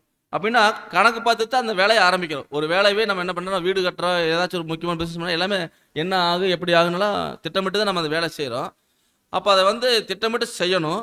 செய்யாமல் போயிட்டா என்ன ஆகுன்னா அந்த காரியம் சக்ஸஸ் ஆகாது அப்படின்னு சொல்லி பார்க்குறேன். மனதாக இருந்து அப்புறம் அஸ்திபார போட்ட பின்பு முடிக்க திராணி இல்லாமற் போனால் பார்க்கிறவர்கள் எல்லாரும் பார்க்குறவங்க எல்லாரும் என்ன பண்ணுவாங்கன்னா, பாருங்க, அஸ்திவாரம் போட்டாச்சு முடிக்க முடியாமல் போச்சுன்னா என்ன பண்ணுவாங்க? இந்த மனுஷன் கட்ட தொடங்கி முடிக்க திராணி இல்லாமற் போனான் என்று சொல்லி தன்னை பரியாச பண்ணாதபடிக்கு அதை கட்டி தீர்க்கிறதற்கு தனக்கு நிர்வாகம் உண்டோ இல்லையோ என்று முன்பு அவன் உட்கார்ந்து செல்லும் செலவை கணக்கு பாராமல் இருப்பானோ? பாருங்க, செல்லும் செலவை கணக்கு பார்க்கணும். அப்படின்னா இந்த ஒரு ஆன்டி சேம்பர் அப்படிங்கிறது எதை அடையாளப்படுத்துனா உட்காந்து முடிவெடுக்கக்கூடிய ஸ்தலம் தான் அது. முடிவெடுக்க வேண்டிய ஸ்தலம். அதாவது ராஜாவின் அறையை நோக்கி போகணும்னு முடிவு பண்ணியாச்சு. அங்கே வந்து 3 படிக்கட்டு இருக்கும். அதில் வந்து ரொம்ப ரிஸ்க் எடுத்து தான் குனிஞ்சு தான் உள்ளே போகணும். அப்போ இது வந்து அங்கே முடிவெடுக்கணும். ஆண்டவர் பின்னாடி வரணும்னு முடிவு பண்ணியாச்சு. அப்படின்னா அங்கே பாருங்கள், இங்கே இந்த வழி போகிறாங்க பாருங்கள், இங்கே ஏறி இது வரைக்கும் பாதை பெருசாக இருக்குது, அதுக்கு மேலே பாருங்கள் ரொம்ப சிறுசாக இருக்குது. அப்போ பாருங்கள் இப்படி தான் போகணும்ல. அந்த 3 பெரிய பாதைகள் இருக்குது. இது வந்து எதை அடையாளப்படுத்துகிறதுன்னு சொல்லி பார்க்கும்போது ஆண்டவர் சொன்னார் பார்த்தீங்களா, அதாவது ஒருவன் என்னை பின்பற்றி வர விரும்பினால் அவன் தன்னைத்தான் வெறுத்து, அது ஃபஸ்ட்டு. அது 3 இடத்துல குனிஞ்சு குனிஞ்சு போகணும். தன்னைத்தான் வெறுத்து, தன் சிலுவையை எடுத்து, அனுதினமும் எடுத்து என்னை பின்பற்றி வரணுங்கிறார். அப்போ அன்பான சகோதரர்களே, ஃபஸ்ட்டு தன்னைத்தான் வெறுக்கிறது ஒரு பாயிண்ட், அடுத்து தன் சிலுவை எடுக்கிறது 2வது, அப்புறம் ஆண்டவராக இயேசு கிறிஸ்துவை பின்பற்றி போகணும் அப்படிங்கிறது அடையாளப்படுத்துகிறது. அப்போ தான் கடைசியாக தான் அந்த அதை வந்து அவரை பின்பற்றி போனால் தான் அந்த கடைசியில் அந்த ஒரு ராஜாவின் அறைக்குள்ள போக முடியும்னு சொல்லி பார்க்குறோம். இப்போ ஃபஸ்ட்டு வந்து சுயத்தை வெறுக்கிறது முதல் ஸ்டெப், முதல் முறை குடிக்கிறது பாருங்க. இதில் சுயத்தை வெறுக்கிறது, சுயத்தை வெறுத்து போகிறது. அப்போ சுயத்தை வெறுக்கிறதுங்கிறது அன்பான சகோதரர்கள் நம்மளை வெறுக்கிறது. அதான் சொல்கிறாரு பார்த்தீங்களா, அப்படி இருக்க சகோதரி நீங்கள் உங்கள் சரீரங்களை பரிசுத்தம் தேவனுக்கு பிரியமான ஜீவபலியாக ஒப்பு கொடுக்க வேண்டும். இதுதான் வந்து புத்தியுள்ள ஆராதனை அப்படிங்கன்னு சொல்கிறாரு. அப்போ புத்தியுள்ள ஆராதனை சேர்க்க நம்ம வந்திருக்கும் போது உலகத்துக்கு ஒத்த வேஷம் தரிக்கக்கூடாது அப்படிங்கிற பார்த்தோம். அது 2ஆம் வசனத்தை படித்தோம். அப்போ அன்பான சகோதரர், இது வந்து சுயத்தை வெறுக்கக்கூடியதான் முதல் படி, சுயத்தை வெறுக்கிறது. அது வெறுத்து தான் நீங்கள் போக முடியும்னு ஆண்டவரே சொல்லியிருக்கார். அப்போஸ்தலர் 14:22 படிங்க. சீஷருடைய மனதை திடப்படுத்தி விசுவாசத்திலே நிலைத்திருக்கும்படி அவர்களுக்கு புத்தி சொல்லி, நாம் அநேக உபத்திரவங்களின் வழியாய் தேவனுடைய ராஜ்யத்தில் பிரவேசிக்க வேண்டுமென்று சொன்னார்கள். இப்போ அநேக உபத்திரத்தின் வழியாகத்தான் தேவனுடைய ராஜ்யத்தில் பிரவேசிக்க முடியும். சும்மா தேவனுடைய ராஜ்யத்தில் போக முடியாது. நம்மளாம் நினச்சிட்டோம் 1,40,000 ஈஸி ஆயிடலான்னு. அப்படியெல்லாம் ஈஸியாலாம் ஆக முடியாது. அதான் சொல்கிறார் பார்த்தீங்கன்னா, அநேக உபத்திரத்தின் வழியாகத்தான் தேவ பிள்ளைகள் அநேக உபத்திரவத்தின் வழியாக தான் தேவனுடைய ராஜ்யத்தில் பிரவேசிக்க முடியும் அப்படிங்கிறத தேவன் சொல்லியிருக்கார். அடுத்து சொல்கிற பாருங்க, நமக்கு என்ன வாய்ப்புனா கிறிஸ்தவ நிமித்தம் விசுவாசிகள் மாத்திரமல்ல அவர் நிமித்தமாக பாடுபடுவதற்கு நமக்கு அருளப்பட்டிருக்கு, பாடுபடுறதுக்கு நமக்கு அருளப்பட்டிருக்கு. இப்போ பாடுகள் வரும்போது நம்ம இன்பத்தோடு ஏற்றுக்கொண்டு நம்ம சந்தோஷமாக அதை அனுபவிக்கணும். ஏன்னா வசனம் சொல்லுது 2 தீமோத்தேயு 2:12 அவரோட பாடுகளை சகிச்சோம்னா அவரோட ஆளுகை செய்யலாம். அப்போ பாடுகளை சகித்தால்தான் ஆளுகை செய்ய முடியும்.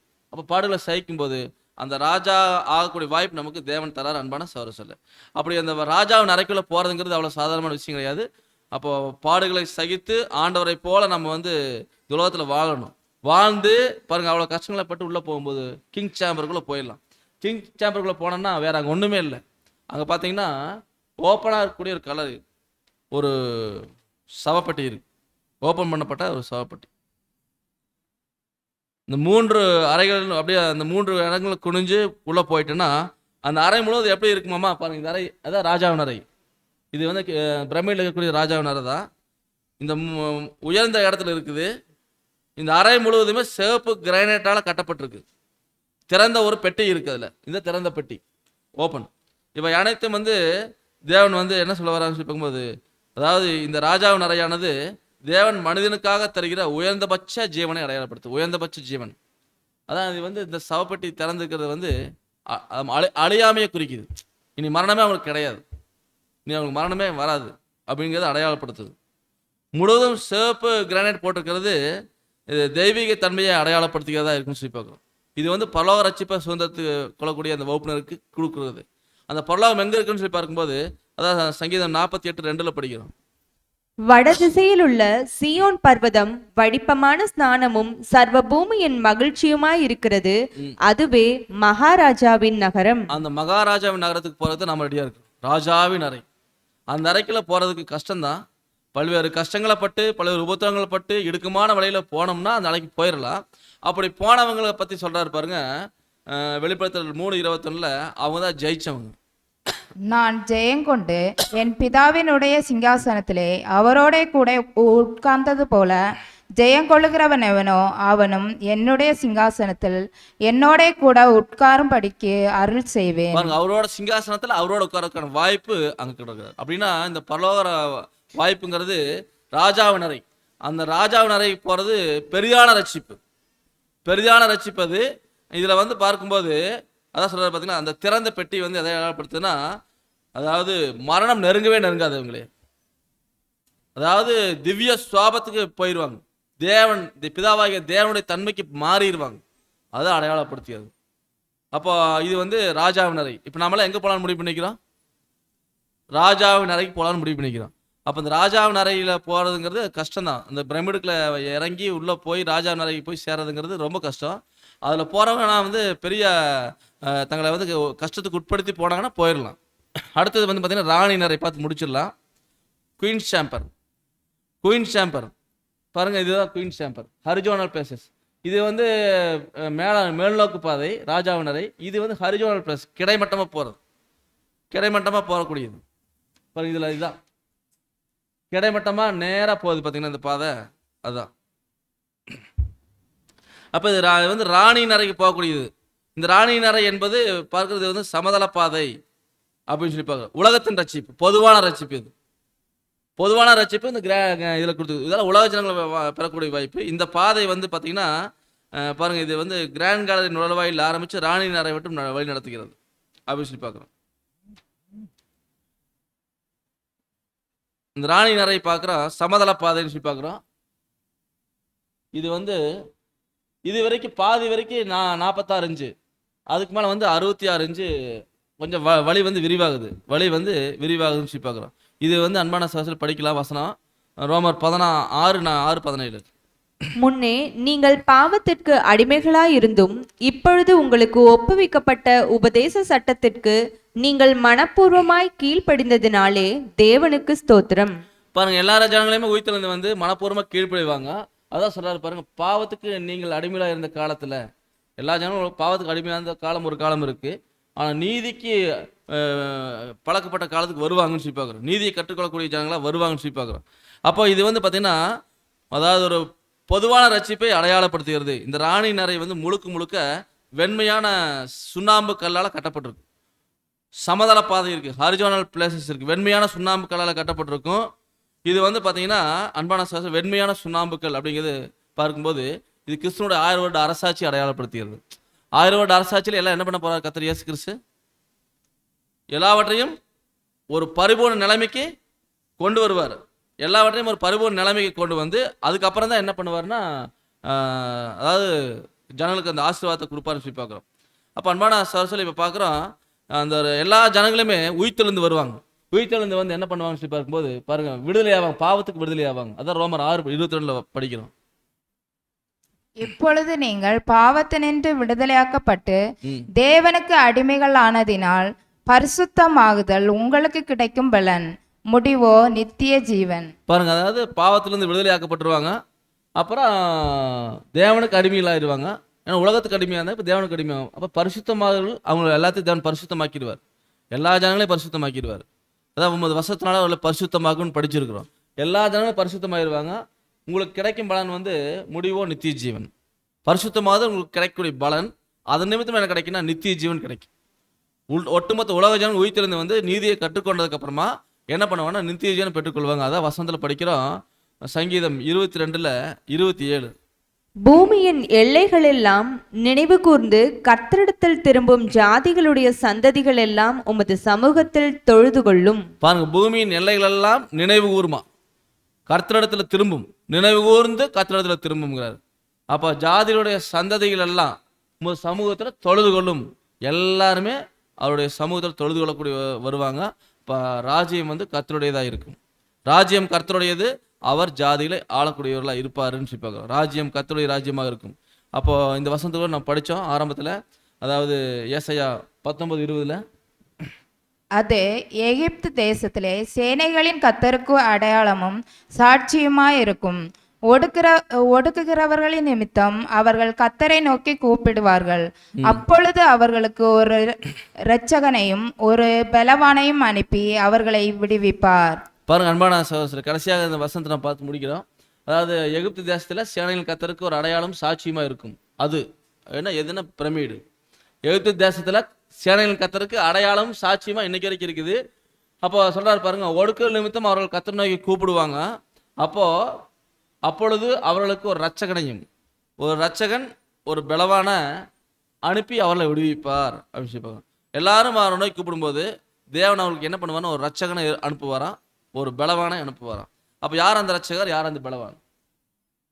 அந்த ரட்சகர் யார், அந்த பலவான் யார் அப்படின்னு ரட்சகர் அப்படின்னாலே இயேசு ரட்சகர். இயேசு என்றால் ரட்சகர்னு அர்த்தம். அப்போ ரட்சிக்கிறவர், ரட்சிக்கிறவன காப்பாத்துறவர், மக்களை மனுக்குலத்தை மரணத்திலிருந்து காப்பாத்துறவர், அவர் தான் ரட்சகர். அப்போ ஜனங்கள் எங்களுக்கு இதுதான் வாழ்க்கையா, இப்படிதான் எங்கள் வாழ்க்கை முடிஞ்சிச்சா அப்படின்னு எல்லாம் மரணத்தில் போயிட்டு இருக்க ஜனங்கள் கேட்கும்போது தேவன் சொல்றார் ஒரு ரட்சகன் அனுப்புனார். அந்த ரட்சகன் யாருன்னா நம்ம ஆண்டவராகிய இயேசு கிறிஸ்து. அவரால் தான் ஒட்டுமொத்த மனுக்குலமும் மீட்படைய போகுது. ஒரு பலவானை அனுப்புறாரா. அந்த பலவான் யாரு? 144,000 பேர் அவருடைய பின்னடியார்கள், அவருடைய மனவாட்டி வகுப்பினர். அப்போ ரட்சகன் ஒரு பலவான் 2 பேர் வந்து என்ன பண்ண போறான்னு சொல்லி பார்க்கும்போது ஒட்டுமொத்த மனுக்குலத்துக்கும் அந்த ஆசீர்வாதத்தை திரும்ப தருவார்கள் அப்படிங்கிறத பார்க்குறோம். அதுதான் அந்த ராஜாவினரை ராணியினரை. அந்த ராஜாவினரைக்கு போறவங்க வந்து திருச்சபையின் வகுப்பினர்கள், ராணியினரைக்கு போறவங்க வந்து உலக ஜனங்கள் அப்படின்னு பார்க்குறோம். அன்பான சகோதரர்களே, அதனால சொல்றோம் நம்ம வந்து இந்த ஒரு பாடத்தில் நான் படித்தோம். அதாவது ஏசாயா 19:23 அக்காலத்திலே எகிப்திலிருந்து அசீரியாவுக்கு போகிற பெரும் பாதை உண்டாயிருக்கும். அசீரியர் எகிப்துக்கும் எகிப்தியர் அசீரியாவுக்கும் வந்து எகிப்தியர் அசீரியரோடும் கூட ஆராதனை செய்வார்கள். பாருங்க, எல்லாருமே ஒட்டுமொத்த மனுக்குலமே பெரும்பாதை உண்டாயிருக்கின்றார். பெரும்பாதையான வழி 3ஆம் வழி பாடம் 3 வழி பாடத்திலே படுத்துக்கிறோம். பெரும்பாதையான வழி உண்டாயிருக்கும். அங்க வந்து அந்த வழியை குறித்து நாம் படிச்சுக்கிறோம். அது வந்து எப்படிப்பட்ட வழி? ஏசாயா 25:8 35:8 அங்கே பெரும்பாதையான வழியும் இருக்கும், அது பரிசுத்த வழி எனப்படும். தீட்டுள்ளவன் அதிலே நடந்து வருவதில்லை. அந்த வழியில் நடக்கிறவர்கள் பேதையரா இருந்தாலும் திசை கெட்டு போவதில்லை. பாருங்க, பேதையரா இருந்தாலும் திசை கெட்டு போக மாட்டாங்க. அந்த அளவுக்கு அந்த பெரும்பாதையான வழியில் போறவங்க எல்லாரும் பாருங்க ஆசீர்வாதப்பட்டுக் கொள்ளுவாங்க. அங்க சிங்கம் இருக்காது, துஷ்டமிருகம் அங்க இருக்காது. இந்த சிங்கம் துஷ்டமிருகம் சாத்தானை அடையாளப்படுத்துகிறது. பெரும்பாதையான வழி ராஜ்யத்தில் கர்த்தராகிய இயேசு கிறிஸ்து ஆரோடு அரசாட்சி செய்யும்போது அதான் பெரும்பாதையான வழி. அங்கே வந்து துஷ்டமிருகம் இருக்காது, சிங்கம் இருக்காது, சாத்தான் இருக்க போறதில்ல. கர்ஜிக்கிற சிங்கம் சாத்தான் அவனை கட்டிடுவாரு, அவன் இருக்க போறதில்ல. துஷ்டமிருகம் அங்கே இருக்காது. மீட்கப்பட்டவர்களே அதை நடப்பார்கள், மீட்கப்பட்ட ஜனங்கள் அதில் நடந்து வருவார்கள் சொல்லி பார்க்குற அன்பான சகோதரர்களே. அப்போ எல்லா ஜனங்களுமே பாருங்க கர்த்தரால் மீட்கப்பட்டவங்க எப்படி வருவாங்களா? திரும்பி ஆனந்த களிப்போட பாடி எங்கே வருவாங்க? சியோனுக்கு வருவார்கள். நித்திய மகிழ்ச்சி அவர்கள் தலையின் மேல் இருக்கும். சந்தோஷம் மகிழ்ச்சியும் அடைவாங்க, சஞ்சலமும் தவிப்பும் ஓடிப்போம். அப்போ எல்லா ஜனங்கள் பாருங்க இப்பெல்லாம் சஞ்சலம், கவலை, கஷ்டம், கண்ணீர் இப்படிதான் இன்னைக்கு எல்லாருடைய வாழ்க்கையும் இருக்கு. அப்போ எல்லாமே என்ன ஆகுன்னா மகிழ்ச்சியா மாறி நித்திய மகிழ்ச்சி அடைவார்கள். அந்த நித்தியமான மகிழ்ச்சி அவங்க தலைக்கு மேல தேவன் கொடுப்பார். அப்படியான ஒரு ஆசீர்வாதத்தை தேவன் வந்து வச்சிருக்காரு இந்த பூமி மேல. அதான் நம்ம இந்த பாடத்துல பார்த்தோம். அதாவது தேவனுடைய தெய்வீக திட்டத்துல எகிப்து தேசத்துல கர்த்தருக்கு ஒரு பலிபீடம், அந்த பலிபீடம் இந்த பிரமிடு தான் தேவன் சொல்றாரு. அந்த பிரமிடில் இருக்கக்கூடிய தேவனுடைய தெய்வீக திட்டத்தை பார்த்தோம். உள்ள வந்து பார்த்தீங்கன்னா மனுக்குலத்தினுடைய அதனுடைய இந்த பிரமிடினுடைய அந்த மேலே இருக்கக்கூடிய அந்த 50 அடி உயரத்தில் இருக்கக்கூடிய அந்த என்ட்ரன்ஸ் மனிதன் படைக்கப்பட்ட பரிபூர்ண நிலையை அடையாளப்படுத்துது. அதுலேருந்து நேராக கீழே வரும்போது என்ன ஆகுதுன்னா பயங்கரமான டீப் பேசேஜ், டீப்பான வழி. அது நோக்கி கிடுகிடுன்னு போகிறாங்க. அப்படின்னா எங்கே போய் சேருது அந்த டீப் பேசேஜ்? புதகுழியில் போய் சேருது. அப்போ ஒட்டுமொத்த மனுக்குலமும் மரணத்தில் போகிறாங்க. இது காப்பாற்றுறதுக்கு வழியே இல்லையா அப்படின்னு போகும்போது ஒரு வழி உருவாகுது மேலே. அது மேல்நோக்கு பாதை, அது சிவப்பு கலர் அடைக்கப்பட்டுருச்சு. அந்த மேல்நோக்கு பாதை வந்து நியாயப்பிரமாணத்தை அடையாளப்படுத்துது. நியாயப்பிரமாணத்தை கடைப்பிடிச்சா நித்திய ஜீவன், யாருனாலும் கடைப்பிடிக்க முடியல. அந்த சிவப்பு கலர் அடைக்கப்பட்டது, யாரும் போக முடியல. அதுக்கடுத்து அப்படியே கீழ் நோக்கி தான் போயிடும். நேராக புதுகுலையே போயிட்டு இருக்கும்போது அங்கே ஒரு வழி ஓப்பன் ஆகுது. அந்த வழி தான் கிணற்றுக்கணை, மேல்நோக்கு பாதை. அது கர்த்தராகிய இயேசு கிறிஸ்து, நானே வழியும் சத்தியம் ஜீவனுமாக இருக்கிறேன். அந்த வழியில் ஏறி போனால் கிரேட்டோங்கிற இடம் வரும். அங்கே ஓய்வு எடுத்துக்கலாம். ஓய்வு எடுத்து முடிச்சுட்டு 2 இடத்துக்கு போகலாம். ஒன்று ராணி நரை, இன்னொன்று ராஜா நரை. ராணி நரை சமதள பாதை, அதில் போகலாம். அது வந்து உலகத்தினுடைய பொதுவான ரட்சிப்பை அடையாளப்படுத்துது. எல்லாருக்கும் கிடைக்கிற மாதிரி உலகத்தின் பொதுவான ஆசீர்வாதம் கிடைக்கும், நித்திய ஜீவன் கிடைக்கும். ஆனால் ராஜாவின் அறைக்கு போனால் என்ன கிடைக்கும்? அதாவது டிவைன் நேச்சர், தெய்வீகத்தன்மை, பிதாவாகிய தேவனுடைய சன்னிதானத்துக்கு இருக்கக்கூடிய ஒரு வாய்ப்பு கிடைக்கும்னு சொல்லி பார்க்கலாம். அப்போ இப்படியாக வந்து ஒட்டுமொத்த ஒரு உலக மனுக்குலத்துக்கான மீட்பு இந்த கீசா பிரமிடில் தேவன் வந்து கொடுத்து வச்சிருக்கார். அதான் நாம் பார்த்தோம். அது வந்து எகிப்தின் எல்லை அருகே, நம்ம ஏற்கனவே பார்த்தோம் அப்பர் எஜிப்ட், லோயர் எஜிப்ட் எல்லை அருகே ஒரு ஸ்தம்பமாக, நினைவு தூணாக இருக்குங்கிறத பார்த்தோம். அப்போ அன்பான சகோதரர்களே, நம்ம இந்த நாளில் இந்த ஒரு பிரமிடில் இருக்கக்கூடிய தேவனுடைய தெய்வீக திட்டத்தை பார்த்துட்டோம். பாருங்க, அசீரியா, எகிப்து, வடக்கு தெற்கு அப்படின்னா பூமியினுடைய எல்லா எல்லைகளையுமே நினைவு கூர்ந்து கத்திரிடத்துல திரும்பி இந்த பெருமதியான வாழ்க்கைக்குள்ள வருவாங்க. பாருங்க, அசீரியாங்கிறது இந்த பிரமிடுக்கு மேல இருக்கு, வடக்குல இருக்கு. எகிப்துங்கிறது கீழே இருக்கு, தெற்குல இருக்கு. அப்போ இது ஒட்டுமொத்த உலகமும் தேவனுடைய சன்னிதானத்தில் சேர்ந்துரும் அப்படிங்கிறார். அப்போ சேரும் பொழுது என்ன நடக்கும்னு சொல்லி பார்க்கும்போது ராஜ்யம் கர்த்தருடையதா இருக்கும். தேவனுடைய தெய்வீக திட்டம் ஒட்டுமொத்த மனுக்குலத்தின் மேலையும் மிகுந்த ஆசீர்வாதத்தை கொண்டு வரதா இருக்குன்னு சொல்லி பார்க்குறோம். அப்போ என்ன ஆகுன்னு சொல்லி பார்க்கும்போது ஏசாயா 13:12 படிக்கிறோம். புருஷனை பசும் பொன்னிலும் மனுஷனை ஓப்பீரின் தங்கத்திலும் அபூர்வமாக்குவேன்.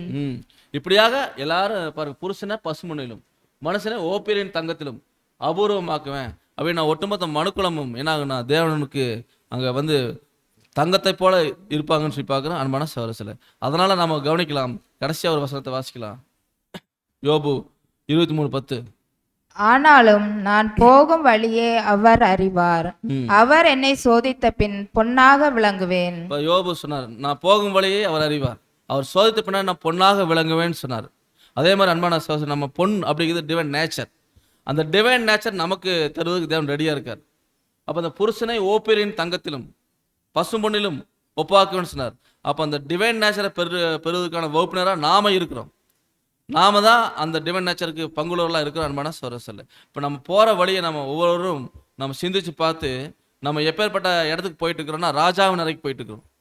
அப்போ ராஜாவின் அறைக்கு போகும்போது நமக்கு இடையில நிறைய பிரச்சனைகள் வரும். ஏன்னா இது ஒரு இடுக்கமான பாதை. அப்போ தேவன் தரக்கூடிய வாக்குத்தத்தங்கள் கைப்பிடி போல இருக்கு. நான் உன்னை விட்டு விலகிறதில்லை, உன்னை கைவிடுறதில்லை, உங்களுடைய நான் இருக்கிறேன், பூமியே நிலைமானாலும் உனக்கு ஒன்றாகாது, இப்படியெல்லாம் நிறைய வாக்குத்தத்தங்கள் கொடுத்துருக்கார். அதெல்லாம் நமக்கு தான் கொடுத்துருக்கார். அதை நாம் பெற்றுக்கொண்டு நம்ம சுதந்திரத்தை கொண்டு நம்ம தேவனுடைய தெய்வ திட்டத்தில் நமக்கான பங்கை நிறைவேற்ற தேவன் தாமே நமக்கு கிருபை செய்து வழிநடத்துவாராக. பொறுமையோட கேட்டவங்களாலையும் தேவன் தாமே ஆசீர்வதித்து வழிநடத்துவாராக. ஆமேன்.